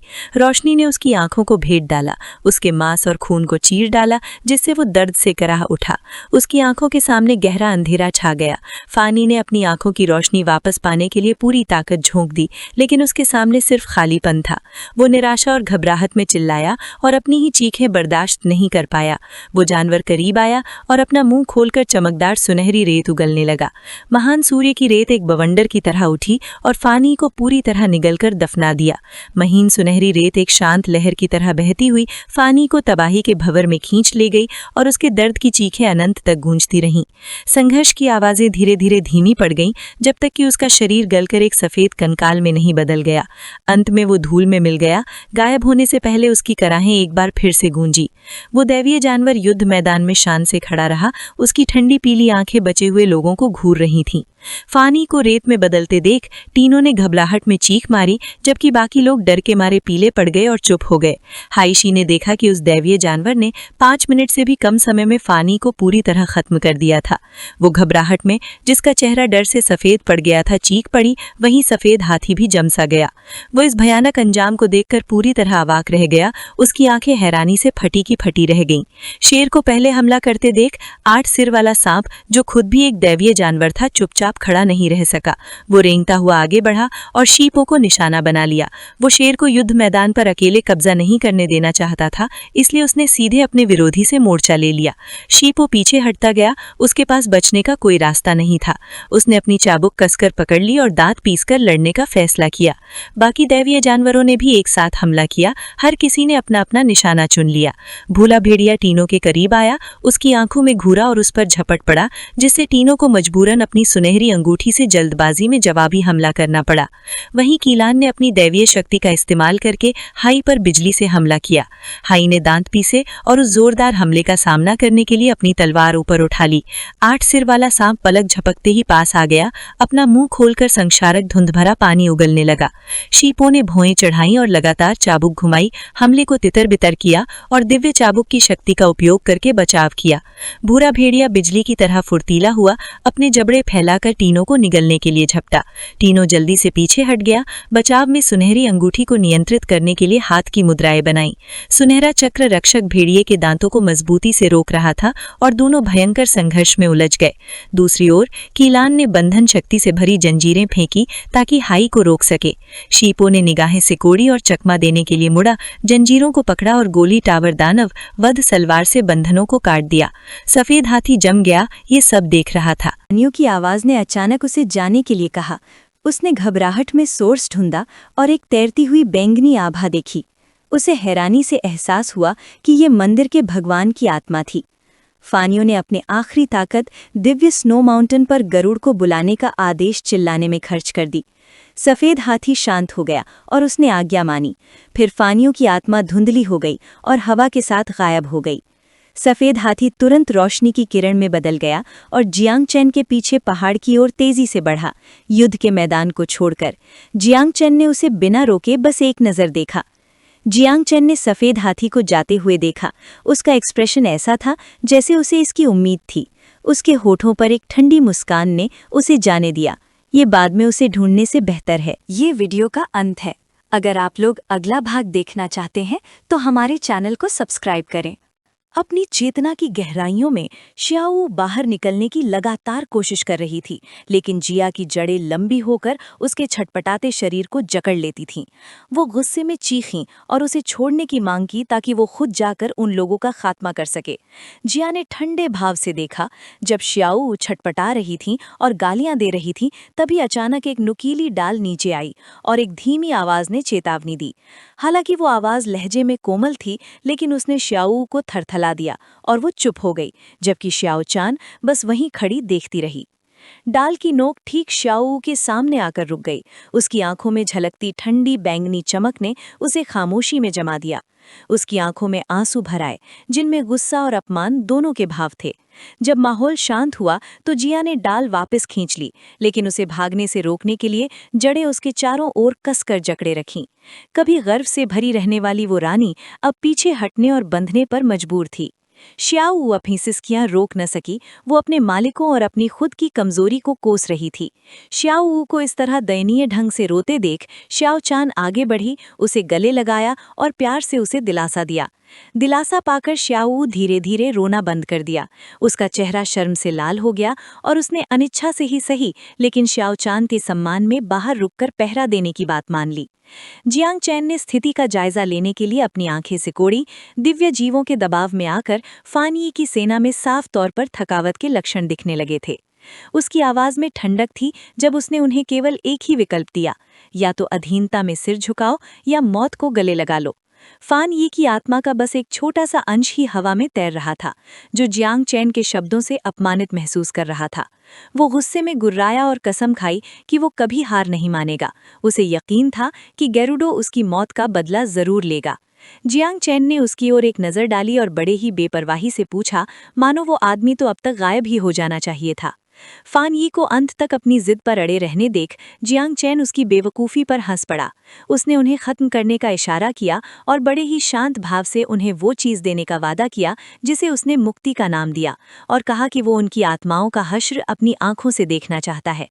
अभी उसके शब्द पूरे भी नहीं हुए थे कि एक ऐसी गर्जना गूंजी जिसने पूरी दुनिया को हिलाकर रख दिया, जिससे अंतरिक्ष भी थरथरा गया। उस आसमान हिला देने वाले शेर की दहाड़ ने फान यी की पहले से ही टूटी हुई आत्मा को कुचल कर रख दिया, जिसके फलस्वरूप उसके मुंह से एक कान फाड़ देने वाली बेहद दयनीय चीख निकली। शिवा भी कमजोर पड़ने लगा और धीरे धीरे कदम दर कदम पीछे हटने लगा। यामादानो ओरोची ने मौका पाकर करीब आकर अपना अंतिम मंत्र पढ़ा। मंत्र की गड़गड़ाहट से हवा विकृत हो गई और दृष्टि धुंधली हो गई। शिवा दर्द से कराहते हुए अपना सिर पकड़कर हताशा में चीखने लगी। देखते ही देखते शिवा थकान से गिर पड़ी। यामादानो ओरोची रेंगता हुआ उसके पास आया। उसका खुरदुरा बदन उसे जकड़कर सीधे उसके पेट में काट गया। सर्प ने उसे चीर फाड़ करने के लिए अपनी पूरी ताकत लगा दी और शाश्वत नींद की तकनीक से उसे समाप्त कर दिया। समुद्र में पानी का एक बवंडर अचानक ची सेवक पर झपटा और प्रतिक्रिया करने से पहले ही उसके शरीर को भेद दिया। वुल्फ फैंग के काटने से उसका शरीर टूट गया। दर्द ने उसे जकड़ लिया, उसकी आंखें बाहर निकल आईं और वो बुरी तरह चीखने लगा। कुछ ही क्षणों बाद पानी गायब हो गया और एक विशाल भेड़िया दहाड़ता हुआ दिखाई दिया। उसके नुकीले जबड़े ची सेवक के सिर पर जकड़ गए। डेर फेरेनर ने जियांग चैन की ओर मुड़कर सिर झुकाया और आदेश पूरा होने की सूचना दी। दूसरी ओर ब्लैक देवारा लोहे की जंजीरों से बंधा हुआ था, जो हर संघर्ष के साथ कसती जा रही थीं। जब वो और प्रतिरोध नहीं कर सका तो कुलिन ने गरजते हुए पैर पटके और हमला कर दिया। सजा पड़ते ही एक जोरदार धमाका हुआ, मानो किसी नई गढ़ी हुई तलवार से वार किया गया हो। सचमुच यूनिकॉर्न के सींग टूट गए और हवा में एक दयनीय चीख गूंज उठी। जियांग चैन ने संतोष के साथ युद्ध समाप्त होते देखा, दिव्य पशु के प्रदर्शन की प्रशंसा की और दुश्मनों से दिव्य हथियार वापस लेने का आदेश दिया। जियांग चैन मुस्कुराया, लिटिल जिया की ओर मुड़ा और सभी दिव्य आत्माओं को उसके संभालने के लिए सौंप दिया। लिटिल जिया ने हल्का सा सिर हिलाया, छोटे कीड़े को उठाया, आगे बढ़ा और विनम्रतापूर्वक धन्यवाद दिया। लिटिल जिया ने अपना भावहीन चेहरा बनाए रखा, एक बार कुछ बुदबुदाया, फिर अपना हाथ बढ़ाया। एक घूमती हुई काली लाल पकश मानो शून्य में समाई हो उठी और सभी दिव्य आत्माओं को रसातल में खींच ले गई। जियांग चैन ने अपने बेटे की ओर देखा और ध्यान दिया कि लड़के ने व्यंग्य करने की कला सीख ली थी। जब वो जियांग चैन को डांटने ही वाले थे कि एक तीखी आवाज सुनाई दी, जिससे वो रुक गए। ये समझते हुए कि चेतना सागर में श्याओ गुस्स शिकायत कर रहा है, उन्होंने एक और शोरगुल वाली उपस्थिति पर आह भरी। जियांग चैन ने अनिंतर शिकायतों से इतना परेशान होकर माथे पर शिकन डाली, मानो उनका सिर फट जाएगा। आखिरकार उन्हें समझ आया कि इतने सारे बच्चे होना वाकई परेशानी भरा होता है। बाकियों को मनाना आसान था, लेकिन श्याओ वू को खुश करना सचमुच मुश्किल था। चेतना सागर में शांति बहाल करने के लिए जियांग चैन ने वे सभी दिव्य हथियार बुलाए जो उसने अभी अभी जमा किए थे। उसने उन्हें सभी को श्याओ वू के सामने रख दिया और उससे शिकायत करना बंद करने को कहा, क्योंकि वे सभी उसी का हिस्सा थे। श्याओ वू कुछ पल के लिए हैरान होकर उन चीजों के ढेर को घूरती रही। उसने सोचा कि कुछ मिलना कुछ न मिलने से तो बेहतर ही है और उसकी मेहनत बेकार नहीं जानी चाहिए। श्याओ वू ने बेमन से खुद को शांत किया और उन हथियारों को कुतरना शुरू कर दिया। खाते समय वो बुदबुदाते हुए कुछ शर्तों के साथ उन्हें माफ करने की बात कह रही थी। जियांग चैन बस अपना सिर हिलाकर रह गया और उसने श्याओ वू को चेतावनी दी कि वो इस मामले को बाद में निपटाएगा। श्याओ चान उन दोनों को बच्चों की तरह आपस में झगड़ते हुए देखकर अपनी हंसी रोक न सकी। जियांग चैन उस आत्मा का इंतजार कर रहा था जिसका जिक्र सेवियर फान ये ने किया था। जब वो आत्मा नहीं आई तो जियांग चैन को शक होने लगा। वो हल्के से यामादानो ओरोची के सिर पर उतरा, दूर क्षितिज की ओर देखा और उसकी भौहें तन गईं। उसे लगा कि गेरुडो देर से पहुंचा है। फिर उसने आदेश दिया। 4 दिव्य जानवरों को दिव्य हिम पर्वत पर हमला करने का आदेश दिया गया और चारों ने तुरंत आज्ञा का पालन किया। जैसे ही सेना आगे बढ़ने के लिए तैयार हुई, जियांग चैन को कुछ गड़बड़ महसूस हुई। उसकी नजरें तेज हो गईं और उसके दिल में एक अप्रत्याशित स्थिति के प्रति चेतावनी उभरी। सामने की पर्वत श्रृंखला सामान्य दिख रही थी, लेकिन उससे एक अदृश्य दबाव निकल रहा था जो शरीर को भारी बना रहा था और सांस लेना मुश्किल कर रहा था। यामादानो ओरोची ने समझाया कि ये गरुड़ का क्षेत्र यानी डोमेन था जो उनकी शक्ति को दबा रहा था, क्योंकि आदिम जीव अपने क्षेत्र में अपनी शक्ति का सबसे अधिक प्रयोग करते हैं। जियांग चेन को और स्पष्ट करने के लिए यामादा नो ओरोची ने आगे कहा कि प्रत्येक आदिम जीव का अपना एक विशेष क्षेत्र होता है, जैसे कि संचारक मोह का क्षेत्र। जियांग चेन चुपचाप सुन रहा था। उसे स्थिति की स्पष्टता मिली और उसने महसूस किया कि ये दबाव उन सभी दिव्य मूल क्षेत्रों से कहीं अधिक था जिनसे वे अब तक गुजरे थे। जियांग चेन ने अपनी भौएं से कोड़ी, पर्वत की ओर घूरा, तेजी से हिसाब लगाया और महसूस किया कि गरुड़ किसी भी तरह से कोई आसान प्रतिद्वंदी नहीं था। जब जियांग चेन अपनी अगली चाल के बारे में सोच ही रहा था, तभी अचानक दूर से एक चमकदार सुनहरी रोशनी तेजी से उसकी ओर आई। उसे अपनी आंखों को बचाने के लिए हाथ लगाना पड़ा और आने वाले खतरे को देखने के लिए अपनी सतर्कता बढ़ानी पड़ी। सभी की आंखों के सामने वो सुनहरी रोशनी ऊपर उठी और उसने अपने पंख फैलाए, जिससे गरुड़ का वास्तविक शारीरिक रूप प्रकट हो गया। उसकी ठंडी नजरें सीधे जियांग चेन पर टिक गईं। उसने अपने शिष्य को मारने के लिए जियांग चेन को भटकारा और तुरंत अपने क्षेत्र की पूरी शक्ति अनलीश कर दी। एक भयानक और डरावना आभास चारों ओर फैल गया और जियांग चेन ने तुरंत अपने प्रतिद्वंदी की उस भयानक शक्ति को पहचान लिया। उसने बचाव के लिए अपना हाथ ऊपर उठाया, भौएं से कोड़ी और उस शक्ति का सामना करने के लिए अपने दिव्य निष्क्रिय दमन शरीर की पूरी क्षमता को सक्रिय कर दिया।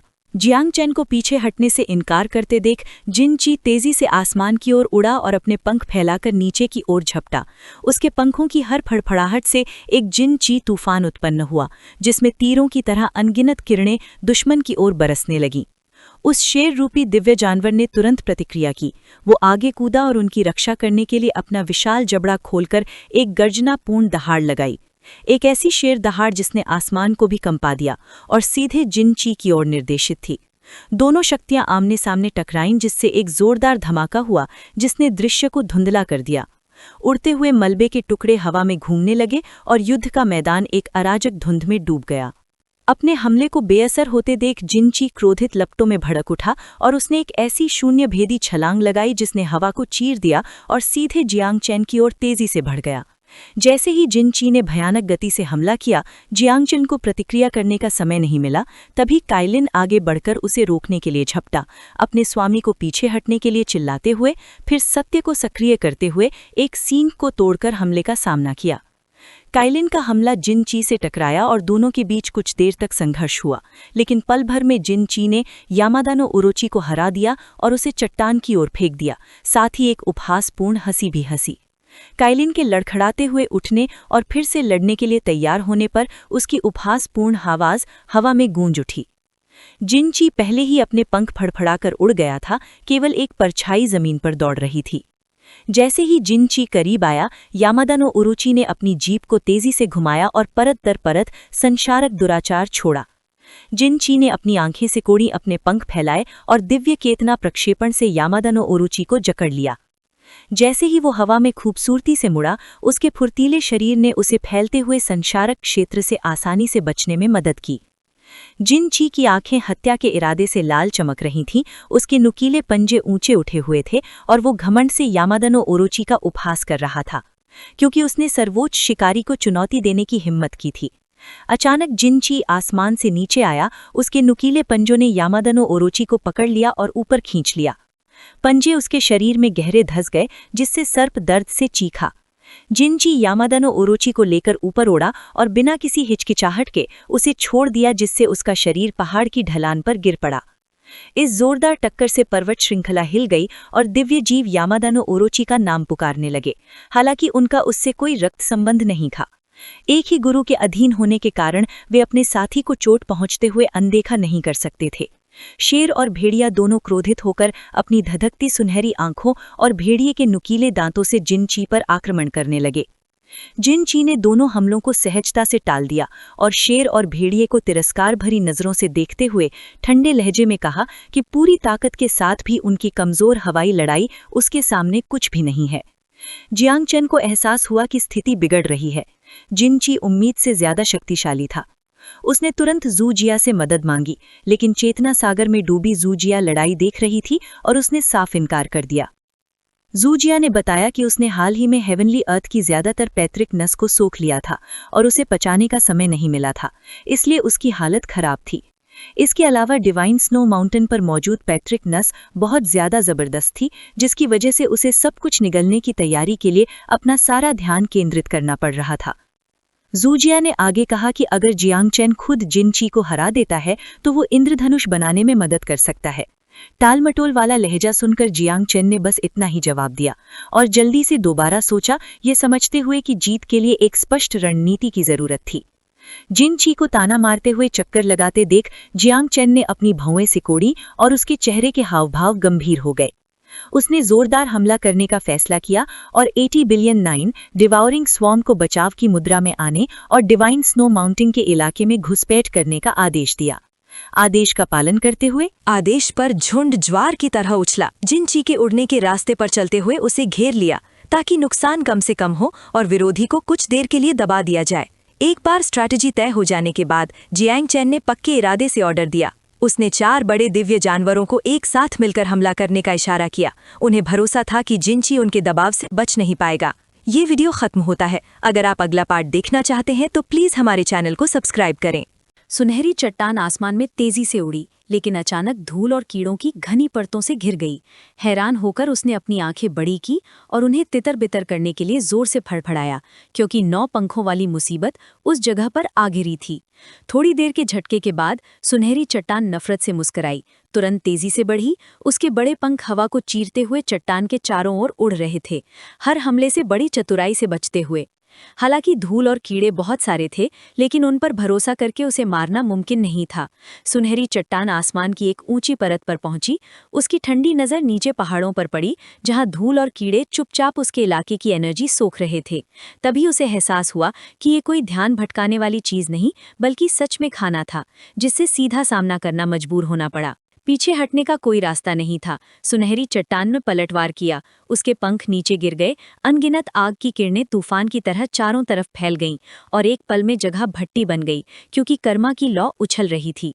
आग के गोले धूल के झुंड कीड़ों के संपर्क में आते ही जोर से फट गए। धुएं और धमाके शॉकवेव पूरे इलाके में गर्जना करने लगी। सुनहरी चट्टान ने कुछ गड़बड़ महसूस की और हैरानी से चिल्लाई कि दुश्मन खुद को खत्म कर रहे हैं। धुआं और आग तेजी से आसमान में भर गई और एक काले भंवर में बदल गई। आंधी आग के गोलों को तब तक निगलती रही जब तक आग बुझ नहीं गई। जैसे ही हालात बिगड़े, सुनहरी चट्टान तुरंत पीछे हट गई। कर्मा की लौ 9 नेदर भंवर से बुझ गई थी। अहम पल में जियांगशिन की एनर्जी जोर से फट गई। जैसे ही उसका हाथ नीचे गड़ा, एक धधकता हुआ लाल मैट्रिक्स दिखाई दिया, जिसने उसके शरीर को पूरी तरह से बदल दिया। युद्ध के देवता का राज्य नीचे आ गया और उसका दायरा पूरी तरह से खुल गया। रोशनी पूरी जगह पर फैल गई। जियांगशन ने आगे दिव्य जानवरों को देखा और उन्हें जल्दी से खिड़की का उपयोग करने का आदेश दिया, इससे पहले कि सुनहरी चरखी वाली दिव्य चट्टान शी के घावों पर मरहम लगाने में दखल दे। शरीर की ताकत काफी तेजी से ठीक हो गई। सींग से चमकदार मेटल की रोशनी निकली और दिव्य कृपा ने स्थिति का मुकाबला किया। बोकलाई और दूसरे दिव्य जानवर सभी अपनी सबसे अच्छी हालत में लौट आए। गुट की पूरी लड़ने की ताकत वापस आ गई। धूल के झुंड कीड़ों के 9 चरखी प्लेग के झुंड से लहरें सुनहरी चरखी वाली दिव्य चट्टान की ओर खुद को खत्म करने के लिए दौड़ती रहीं। जुड़े हुए बमों की एक चेन की तरह आगे बढ़ रही थीं, जिनके लगातार फटने से आसमान में सफ़ेद धुआं उठ रहा था, जबकि सुनहरी चरखी वाली दिव्य चट्टान को खुद को दिखाने के लिए मजबूर किया जा रहा था। जियाओ जूजिया पेड़ के नीचे दुबकी बैठी थी, आंसू पोंछ रही थी और अपने बच्चों के बारे में जोर जोर से रो रही थी। औरत जियाओजान ने पीछे मुड़कर देखा और जियाओजान ने धीरे से उसका नाम पुकारा। जियाओजान को देखकर जियाओजू ने नाक से कोड़ी और खड़ी होकर बाहर निकल गई। जियाओवू ने पास जाने की कोशिश की, लेकिन वो जड़ों से बंधी हुई थी और जियाओजान ये देखकर बहुत खुश हुई कि जियाओजू ने उसे गले लगाया और खुशी से कहा कि वो आखिरकार जाग गई है, जैसे वो बहुत देर से सोई हो। वो नाम सुनकर जियाओवू को अचानक कुछ याद आया। उसकी नज़रें जांचने लगीं और उसने धीरे से पूछा कि क्या ये वही जियाओजू है जिसका हमारे मालिक ने जिक्र किया था। वो एकदम से रुक गई। उस जानी पहचानी नाम ने उसे याद दिलाया कि मालिक अक्सर क्या कहते थे। उसकी भौहें तन गईं, आंखें चौड़ी हो गईं और उसके मन में एक धीमी सी आवाज़ आई। एक पल बाद उसकी याददाश्त जाग गई और उसे एहसास हुआ कि जिस व्यक्ति का उनके मालिक ने जिक्र किया था, वो असल में उनके सामने वाला था। जियाओवू ने गुस्से से जियाओजू को घूरा, जो लंबे पैरों पर उछल रही थी और उसका चेहरा जंगली था। वो दहाड़ रही थी जैसे उसे खा जाएगी। जियाओजू ने शांति से देखा, ये देखते हुए कि वो बंधी हुई है और बेपरवाही से सोच रही थी कि ये एक तैयार खाना है, उस गुस्सैल आदमी को देखकर जो उसे फाड़ने के लिए तैयार था। जियाओजू ने अपना मुंह चौड़ा किया और देखा कि उसके नुकीले दांत सीधे गर्दन पर लगे हैं। कुछ देर के लिए उसने सोचा कि ये खाना बहुत खराब है। जियाओजान ने तुरंत बीच बचाव किया। वो उनके बीच खड़ा हो गया और जियाओवू की गर्दन इतनी तेजी से पकड़ ली कि वो हैरान रह गई। फिर उसने जल्दी से जियाओजू को रोका और समझाया कि ये खाना नहीं बल्कि परिवार है। बाहर के लोग अभी भी लड़ रहे हैं और अगर जियाओजू ठीक हो गई है तो उसे मदद के लिए जाना चाहिए। ये सुनकर जियाओजू ने मुंह बनाया और माना कि उसे लगा कि बच्चे जागने पर खुद को नुकसान पहुंचा रहे हैं। एक पल में जियाओजू लाइट की किरण बन गई और अपने पिता के खतरे को लेकर चिंतित हो गई और बाद में वापस आकर सब ठीक करने का वादा किया। जियाओजान ने पीछे से जियाओवू को शांत करने के लिए हाथ रखा, जो फिर भी नहीं मानी और जोर से जवाब दिया कि उसे किसी बात का डर नहीं है। सीन बाहर युद्ध के मैदान में कटता है, जहां जैंगशेन बीच में खड़ा है और एक निर्णायक लड़ाई के लिए फॉर्मेशन को डायरेक्ट कर रहा है। उसके चांदी के बाल हवा में उड़ रहे हैं, लाल आंखें आगे की ओर टिकी हुई हैं जब वो जिजी और बाईकुई को रिमोट सप्रेशन का आदेश दे रहा है। सिग्नल पर दोनों ने तुरंत हमला किया। आसमान से धुंध और जहरीले धुएं की परतें उड़ने लगीं, जिनमें खराब जादू और खतरनाक श्राप थे। जंजीरें तेजी से सुनहरे पंखों वाली दिव्य चट्टान के पंखों को लपेट लिया, जिससे उसका खंजर बन गया, लेकिन उसने ठंडी आवाज में अपने पंखों को जोर से मारा और आग में बदल गया, जिससे जंजीरें जलकर राख हो गईं और उसने सुनहरे पत्थर के विंड स्लैश से जवाबी हमला किया। जब चट्टान का ध्यान भटक रहा था, जियांगशेन ने फेनरर को सपोर्ट बढ़ाने का आदेश दिया। भेड़िया तीर की तरह झपटा और 2 क्लोन में बट गया, जो लड़ाई में शामिल होकर आदेश का पालन करने लगे। नुकीले दांत और फुर्तीले शरीर के साथ फेनर ने सीधे बंधे हुए पत्थर पर हमला किया और सूर्य चंद्रमा रत्नदेवर को मुक्त कर दिया। फेनर को आते देख पत्थर हिंसक रूप से छटपटाया और फिर अचानक अपने पंख फैलाकर कर्म ज्वाला को प्रज्वलित कर दिया। फेनर का क्लोन जलकर राख हो गया, केवल काली धुएं के गुबार में तब्दील हो गया। पत्थर ने तिरस्कार भरी निगाहों से नीचे देखा, मानो उसका मजाक उड़ा रहा हो कि वो एक भी बार सहन नहीं कर सकता। लेकिन कुछ सेकंड बाद पत्थर की लाल आंखें सतर्क हो गईं। उसे एहसास हुआ कि काला धुआं चुपचाप उसकी दिव्यता को नष्ट कर रहा है। जब तक उसे खतरे का एहसास हुआ तब तक बहुत देर हो चुकी थी। काले धुएं ने उसे घेर लिया और उसकी शक्ति को तेजी से कम कर दिया, जिससे दहशत फैल गई क्योंकि वो अपनी पूरी शक्ति का उपयोग नहीं कर पा रहा था। चट्टान को कमजोर देखकर जियांगशेन ने काई शी और बुक्वी को दबाव बढ़ाने का आदेश दिया। जंजीरें कस गईं और जहरीली धुंध फैल गई। चट्टान ने अपनी आंखें सिकोड़ी और फुपकारा। काईशी पर सवार जियांगशेन ने चट्टान को अभी भी अडिग देखकर बुक्वी को दबाव जारी रखने का आदेश दिया और मैक्स फेनर और काईशी को हमला करने, उसकी आंखें फोड़ने, उसके पंख फाड़ने और उसके पंजे काटने का आदेश दिया। चट्टान के बंधे और धीमे होने पर मैक्स डोविन ने उसकी आंखों पर निशाना साधा और एक लेजर दागा, जिससे पुतलियां जल उठी और चट्टान दर्द से चीखने लगी। आंखें नष्ट हो गईं और कुछ ही देर बाद फेनर ने चट्टान के एक पंख को टुकड़े टुकड़े कर दिया। काईशी ने फिर अपने नुकीले सींग से वार किया और एक जहरीला सींग वार किया। पहले से ही अंधी चट्टान ने अपना एक और पंख खो दिया और केवल एक कराहती दहाड़ ही लगा सकी। जियांगशेन ने अपनी तलवार चलाई। एक पंजा 2 हिस्सों में बट गया। फिर उसने तलवार को दोबारा नीचे लाकर बचे हुए पंजे को भी पूरी तरह से काट दिया। योजना के अनुसार सब कुछ होते देख जियांगशेन ने मैक्स को एक विशेष चाल चलने का आदेश दिया, लेकिन जल्दी मारने से मना किया। मैक्स ने फिर सीधे चट्टान पर सुनहरी रेत का एक विशाल स्तंभ थूका। अब प्रतिरोध करने में असमर्थ चट्टान सुनहरी रेत में दब गई। उसका शरीर पहाड़ों में जा गिरा और प्रतिशोध भरी चीखों के बीच एक हिंसक भूस्खलन हुआ। ऊपर से जियांगशेन ने अपनी तलवार पकड़ी और दिव्य जानवरों से घिरी चट्टान की ओर इशारा किया। उसने दृढ़ता से घोषणा की कि उसके पास 2 विकल्प हैं, आत्मसमर्पण करना या नष्ट हो जाना। उन शब्दों पर चट्टान ने तिरस्कार पूर्वक हंसते हुए कहा कि कमजोरों को किसी देवता को झुकने के लिए मजबूर करने का अधिकार नहीं है, और ये भी कहा कि वो जीवन के लिए अपनी गरिमा कभी नहीं त्यागेगी। जैसे ही उसने ये शब्द कहे, चट्टान भयानक लपटों में फट पड़ी, जिससे पर्वत श्रृंखला आग के सागर में बदल गई। गर्मी से हवा विकृत हो गई और उसकी आवाज हर जगह गूंज उठी, घुटने टेकने से बेहतर है आत्मविनाश। चट्टान का पूरा शरीर भड़क उठा और झुलसाने वाली आग की धाराएं बहने लगी, जिससे एक विस्तृत क्षेत्र में जीवन जलकर राख हो गया।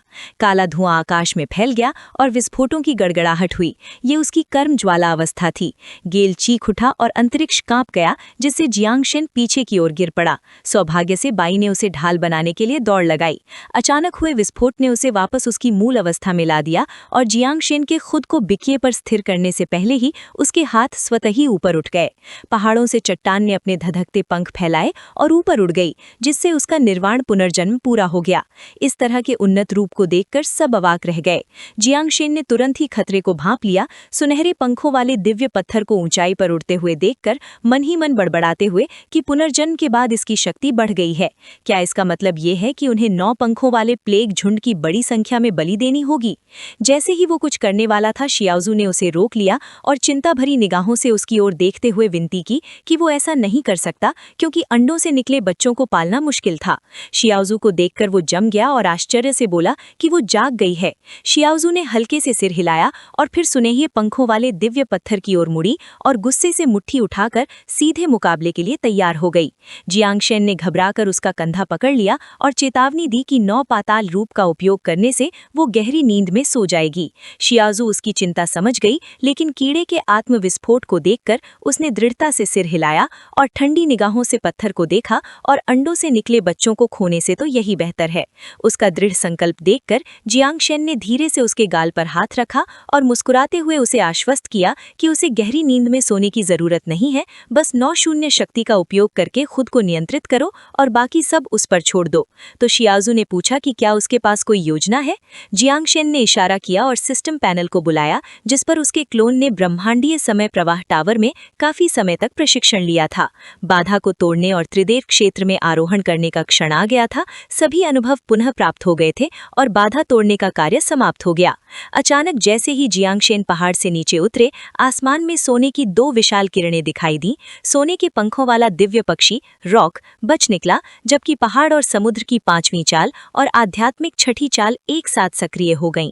सिस्टम लगातार ये घोषणा करता रहा कि 5वां आरोहण और 6ठा आरोहण पूरा हो गया। मदर स्वॉर्म यानी मुख्य झुंड को वापस बुलाने का अधिकार अनलॉक हो गया और सिस्टम ने उपयोगकर्ता से पूछा कि क्या वो इस वापसी की प्रक्रिया को आगे बढ़ाना चाहता है। ये वीडियो का अंत है। अगर आप लोग अगला भाग देखना चाहते हैं तो हमारे चैनल को सब्सक्राइब करें। जियांगशेन की आंखें सिस्टम पैनल पर टिक गईं और बिना एक पल भी संकोच किए उन्होंने ऊर्जा निकालने का फैसला किया। उनकी हथेली में एक चमकदार सफेद ऊर्जा संघनित होकर घूमने लगी और जब ये प्रक्रिया पूरी हुई तो सिस्टम ने घोषणा की कि उन्होंने मूल मात्र कीट 0 डेवरिंग चींटी प्राप्त कर ली है। पल भर में भंवर गायब हो गया और 0 में एक हाथ के आकार की नीली चींटी डेवरिंग चींटी प्रकट हुई। अपने मूल 0 रूप में घनिष्ठता चरम पर और स्थायी रूप से बंधी हुई। वर्तमान में 0 स्तर पर डेवरिंग क्षमता निष्क्रिय, कोई संतान नहीं, 0 प्रतिबंध, ब्रेक और 0 भक्षण मंत्रों से संपन्न। प्रजनन चेतना सागर के दिव्य आत्मा पर निर्भर करता है और इसके लिए 7 भावनाओं और 6 इच्छाओं के समान पर्याप्त 0 ऊर्जा को अवशोषित करने की आवश्यकता है। प्रजनन के लिए भक्षण की दर 100 है। शियाओचेन जिज्ञासा से चुपचाप पीछे से देख रहा था। जियांगशेन नीली चींटी का निरीक्षण करने के लिए झुका, उसे परखा और संदेह से भौहें उठाई, क्योंकि विवरण बहुत संक्षिप्त था जिसमें युद्ध संबंधी कोई जानकारी नहीं थी। 0 को भक्षण करने वाले वेगू की अवधारणा के अनुसार क्या इतनी छोटी चींटी सचमुच लड़ सकती है? जियांगशेन ने सोचा कि अपने छोटे आकार के बावजूद इस चींटी की असली ताकत का परीक्षण होना बाकी है। इसलिए उसने अपने होठ दबाए और चींटी की ओर इशारा किया और संदेह को एक तरफ रखकर उसे विकसित करने का निर्णय किया ताकि वो उसका अवलोकन कर सके। जैसे ही दिव्य विकास ग्रैंड सक्रिय हुआ, सफेद प्रकाश का एक चकाचौंध भरा स्तंभ उसे घेर लिया। आध्यात्मिक ऊर्जा पूरे अंतरिक्ष में प्रवाहित होने लगी। कुछ सेकंड की चुप्पी के बाद जियांगशेन ने अपनी आंखें सिकोड़ कर देखा। जैसे ही ऊर्जा विलीन हुई, उसके और शियाओचेन के सामने धीरे धीरे एक धुंधली आकृति प्रकट हुई, जिससे वो अनैच्छिक रूप से आश्चर्यचकित हो गया। उनके सामने एक छोटी कम बालों वाली नम आंखों वाली लड़की खड़ी थी जो जियांगशेन को शर्माते हुए देख रही थी। उसने अपना मुंह खोला और कांपते हुए उसे पिता कहकर पुकारा। जियांगशेन और शियाओचेन जल्दी से पास आए और देखने लगे कि लड़की ने तुरंत अपनी नजरें हटा ली। उन्होंने अपनी ठुड्डी सहलाई, उसे कमजोर और डरपोक समझा और फिर कुछ देर बाद धीरे से पूछा कि क्या वो लड़ सकती है, क्योंकि वो चुप थी। जियांगशेन के उसे दिलासा देने के लिए उसके सर पर धीरे से थपथपाया, उसकी नीली त्वचा पर ध्यान दिया और उसे शियाओलान कहने का सुझाव दिया। उसने नम आंखों से पलकें झपकाई और डरते हुए सहमति में सिर हिलाया। जियांगशेन सीधे मुद्दे पर आ गया और उसने धीरे से शियाओलान से पूछा कि वो कैसे लड़ती है। उसने अपनी आंखें बड़ी की, कुछ सेकंड के लिए हिचकिचाई और फिर होठों से इशारे में बताया कि उसका लड़ने का तरीका भरपेट खाना है।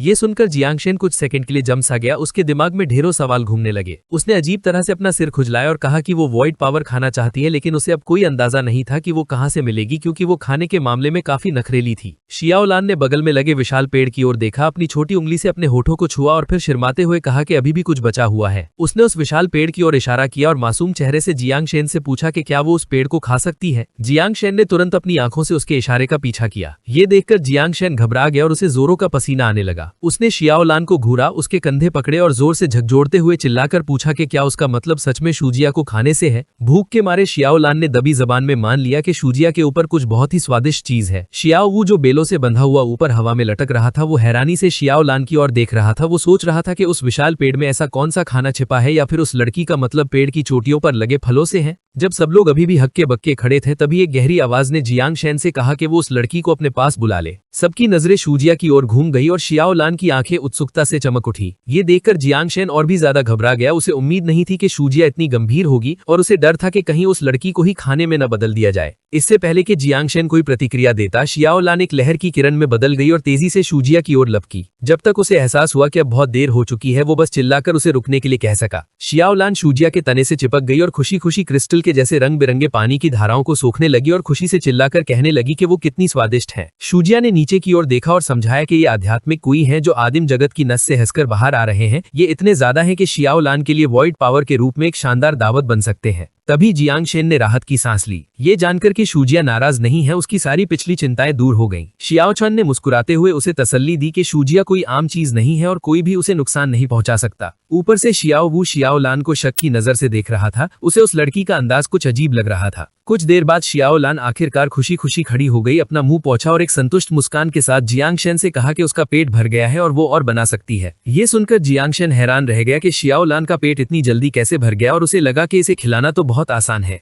इसलिए वो आगे बढ़ा और उसके सर पर प्यार से हाथ फेरा, जिससे वो खुशी से खिलखिला उठी। शियाओलान के काम करने के तरीके के बारे में अभी तक पूरी तरह से ना समझ पाने के कारण जियांग शेन के एट्रीब्यूट पैनल खोला और देखा कि उसकी खाने की क्षमता 100 पर थी। उसने अपनी आंखें सिकोड़ते हुए सोचा कि क्या वो बहुत कम खाती है, या फिर वो स्पिरिचुअल कुई इतना ज्यादा असरदार था कि उसने उसे पल भर में ही तृप्त कर दिया। ये सोचकर कि इस बारे में बाद में पता लगाया जा सकता है, जियांग शेन ने हाथ हिलाकर शियाओलान के चारों ओर एक रोशनी पैदा की। रोशनी का वो खंभा तेजी से चमका, काई की शक्ति उमड़ पड़ी। विंस ने अपना कोट फड़फड़ाया और ये देखते हुए कि वो अब और बनाने वाली है, जियांग शेन ने तय किया कि वो इस प्रक्रिया को तेज करेगा और सबसे पहले उनकी संख्या बढ़ाएगा। पलक झपकते ही शियाओलान सिमटकर गोल हो गई और वो पूरी तरह से एक चमकदार नीले कोकून में लिपटी हुई थी, जबकि उसके चारों ओर और भी कई कोकून दिखाई देने लगे जो धीरे धीरे सरल से जटिल होते जा रहे थे। बाहर शियाओजू लगातार अपने शरीर के चारों ओर बैंगनी ऊर्जा छोड़ रही थी।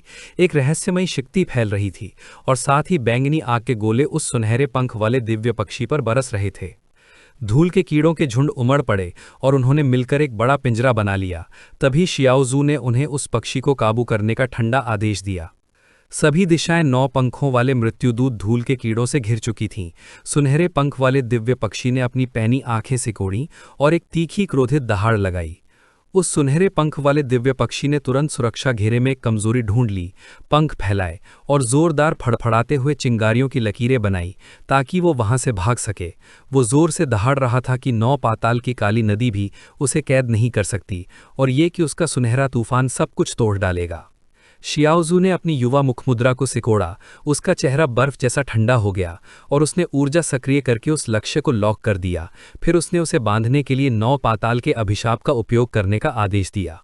धूल के कीड़े तुरंत सिकुड़ गए और उस सुनहरे पंख वाले दिव्य पक्षी के चारों ओर एक कसते हुए पिंजरे की तरह लिपट गए।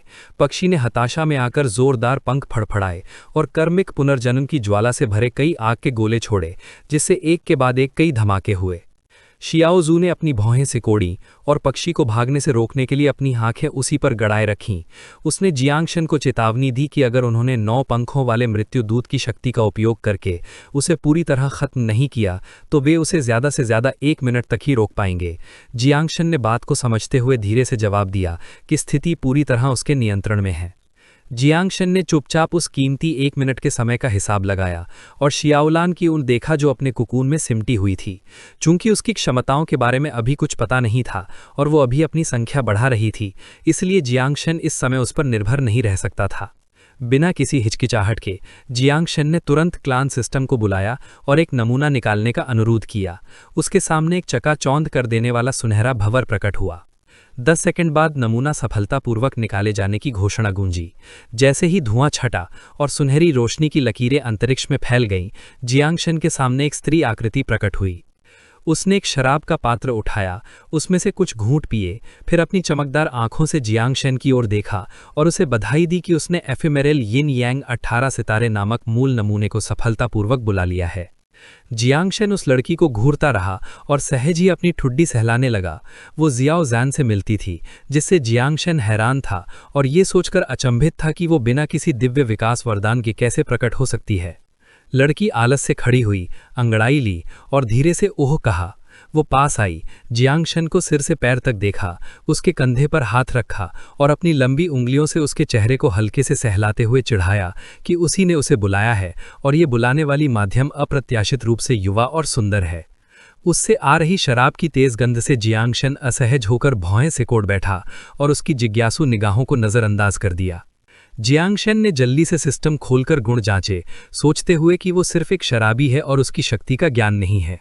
उसकी छेड़छाड़ पर ध्यान देने के बजाय जानकारी पर केंद्रित देखकर लड़की मज़े से जोर से हंस पड़ी। जैसे जैसे जियांगशन सिस्टम में चमकती रेखाओं को सरसरी तौर पर पढ़ रहा था, वो और भी विचलित होता गया, खासकर जब उसने पढ़ा कि क्षणभंगुर यिन यांग 18 सितारे एक विशेष मूल प्राणी हैं जो महान तात के साथ पैदा हुए हैं, नियम स्तर पर विद्यमान हैं और प्रजनन करने में पूरी तरह से असमर्थ और अनावश्यक हैं, जिससे वो स्तब्ध रह गया और सिस्टम पर उसका अविश्वास बढ़ गया। जियांगशन ने और आगे स्क्रॉल किया और पाया कि वो स्तर 17 पर है, मेज़बान के बराबर, अंतिमता स्थायी रूप से बंधी हुई है। यिन यांग 0 प्रत्यागमन विश्लेषण से संपन्न है, जो महान तात नियमों का विश्लेषण करने में सक्षम है और उसकी शक्ति उसके स्तर के साथ बढ़ेगी। जियांगशन उसकी समान रैंक देकर आश्चर्यचकित हुए बिना नहीं रह सका, लेकिन क्षमता विवरण को ध्यान से पढ़ने पर वो सोच में पड़ गया, क्योंकि उसे शक्ति अस्पष्ट और समझने में कठिन लगी। लड़की ने जियांगशन के रवैये को पूरी तरह से अनदेखा कर दिया, शराब का घड़ा उठाकर पीती रही और ताना मारा कि वो मुर्गे की तरह दिखता है जो इतनी स्पष्ट बात को भी नहीं देख सकता। ये ताना तुरंत जियांगशन को क्रोधित कर गया, उसकी निगाहें उस पर ठंडी पड़ गईं। एक अजनबी द्वारा सार्वजनिक रूप से अपमानित होने से जियांगशन क्रोधित हो गया। उससे पहले कभी किसी ने बात नहीं की थी, खासकर किसी अधीनस्थ ने, इसलिए वो भड़क उठा और उसे बदतमीज शराब की कीड़ा और यहाँ तक कि एक शियाओ वू से भी बदतर कहा, जिससे निलंबित शियाओ वू ने गुस्से से घूरकर जवाब दिया। चाहे वो कितना भी चिल्लाए या गुस्सा करे, लड़की ने कोई ध्यान नहीं दिया और पीती रही। घंटों की खनखनाहट की आवाज़ लगातार आ रही थी, जिससे जियांगशन गुस्से से पागल और चक्कर खा रहा था, लेकिन कुछ नहीं कर पा रहा था। और ज्यादा अपमान सहने से इनकार करते हुए जियांगशन ने एक जोरदार लाल ऊर्जा का झोंका फेंका। उसका तेज उमड़ पड़ा और उसने उसे घूरते हुए कठोर स्वर में एफिमेरल यिन यांग 18 सितारों से अपनी शक्ति दिखाने का आदेश दिया। उसने उसकी ओर उदासीन भाव से देखा और जवाब दिया कि हालांकि वो मुर्गी नहीं थी, लेकिन इस समय वो उसकी मालकिन है। उसने जियांगशन को एक स्नेहिल बड़े की नज़र से देखा। उसने एक छोटी बच्ची की तरह आलस से बैठते हुए अपनी ठुड्डी पर हाथ टिकाया और उससे कहा कि वो खुद को एक बच्चा समझे। इस बात से जियांगशन और भी ज्यादा चिढ़ गया और उसकी डांट को नज़रअंदाज करते हुए पलटकर उस पर चिल्ला दिया। उसने हल्के से हाथ हिलाया और एक सुनहरे पंख वाले दिव्य पक्षी की छवि प्रकट की और कहा कि वो उस पक्षी से निपटना चाहता है, जिस बात ने उसे चौंका दिया। जब उसने राख से दोबारा जन्म लेने की इसकी काबिलियत के बारे में बताया तो जियांगशन ने उसे बताया। उसने धीरे से पावर भेजी और पक्षी के सिर पर एक चमकदार कोर क्रिस्टल दिखाई दिया, फिर समझाया कि इसका पुनर्जन्म चेतना के समुद्र के अंदर कोर क्रिस्टल पर निर्भर करता है। जियांगशन को अब भी हैरान देखकर वो हंसी और कहा कि सुनहरे पंख वाला दिव्य पक्षी कभी एक देवता था और स्नो गॉड माउंटेन पर खाली जगह में खुदे हुए इंस्क्रिप्शंस कोर क्रिस्टल के साथ मिलकर उसे धीरे धीरे बुद्धि वापस पाने में मदद करते हैं, भले ही उसे थेनिय ताओ द्वारा सील कर दिया गया हो। जियांगशन को एक जाना पहचानापन लगा। उसकी आंखें पक्षी के सिर पर लगे क्रिस्टल पर चमकी जैसे ही उसने अपनी ठुड्डी पर हाथ फेरा और महसूस किया कि कोर क्रिस्टल, दिव्य समुद्र और खाली जगह के रून्स बिल्कुल वही थे जिनकी शियाओलान को जरूरत थी। लड़की ने जियांगशन की खाली नज़र पर अपनी आंखें सिकोड़ी, एक दिशा दिखाई और कहा कि वो इतना बेवकूफ़ नहीं है। शियाओलान ने रिप्रोड्यूस करना खत्म कर लिया है और वो उसे बाद में दुनिया के नियम सिखाएगी। जियांगशन को उसकी क्षमता समझ आने लगी थी। भले ही वो बदतमीज और नशे में थी, लेकिन ताकत में सच में जबरदस्त थी। उसने आंखें सिकोड़ी, मुस्कुराया, उसकी बहन को 18 कहा और सोचा कि अगर वो सभी चीज़ों के नियमों को समझ सकती है तो दुश्मन की कमजोरी को तुरंत पहचानना कठिन नहीं होगा। ये कहकर जियांगशन ने जल्दी से शियाओलान को अपने कंधे पर उठाया और चला गया। उसे अपने बच्चों को लेकर दुश्मन ग्रुप से निपटने के लिए कहकर शियाओलान ने अपनी गोल आंखें चौड़ी की और बात मानते हुए सिर हिलाया।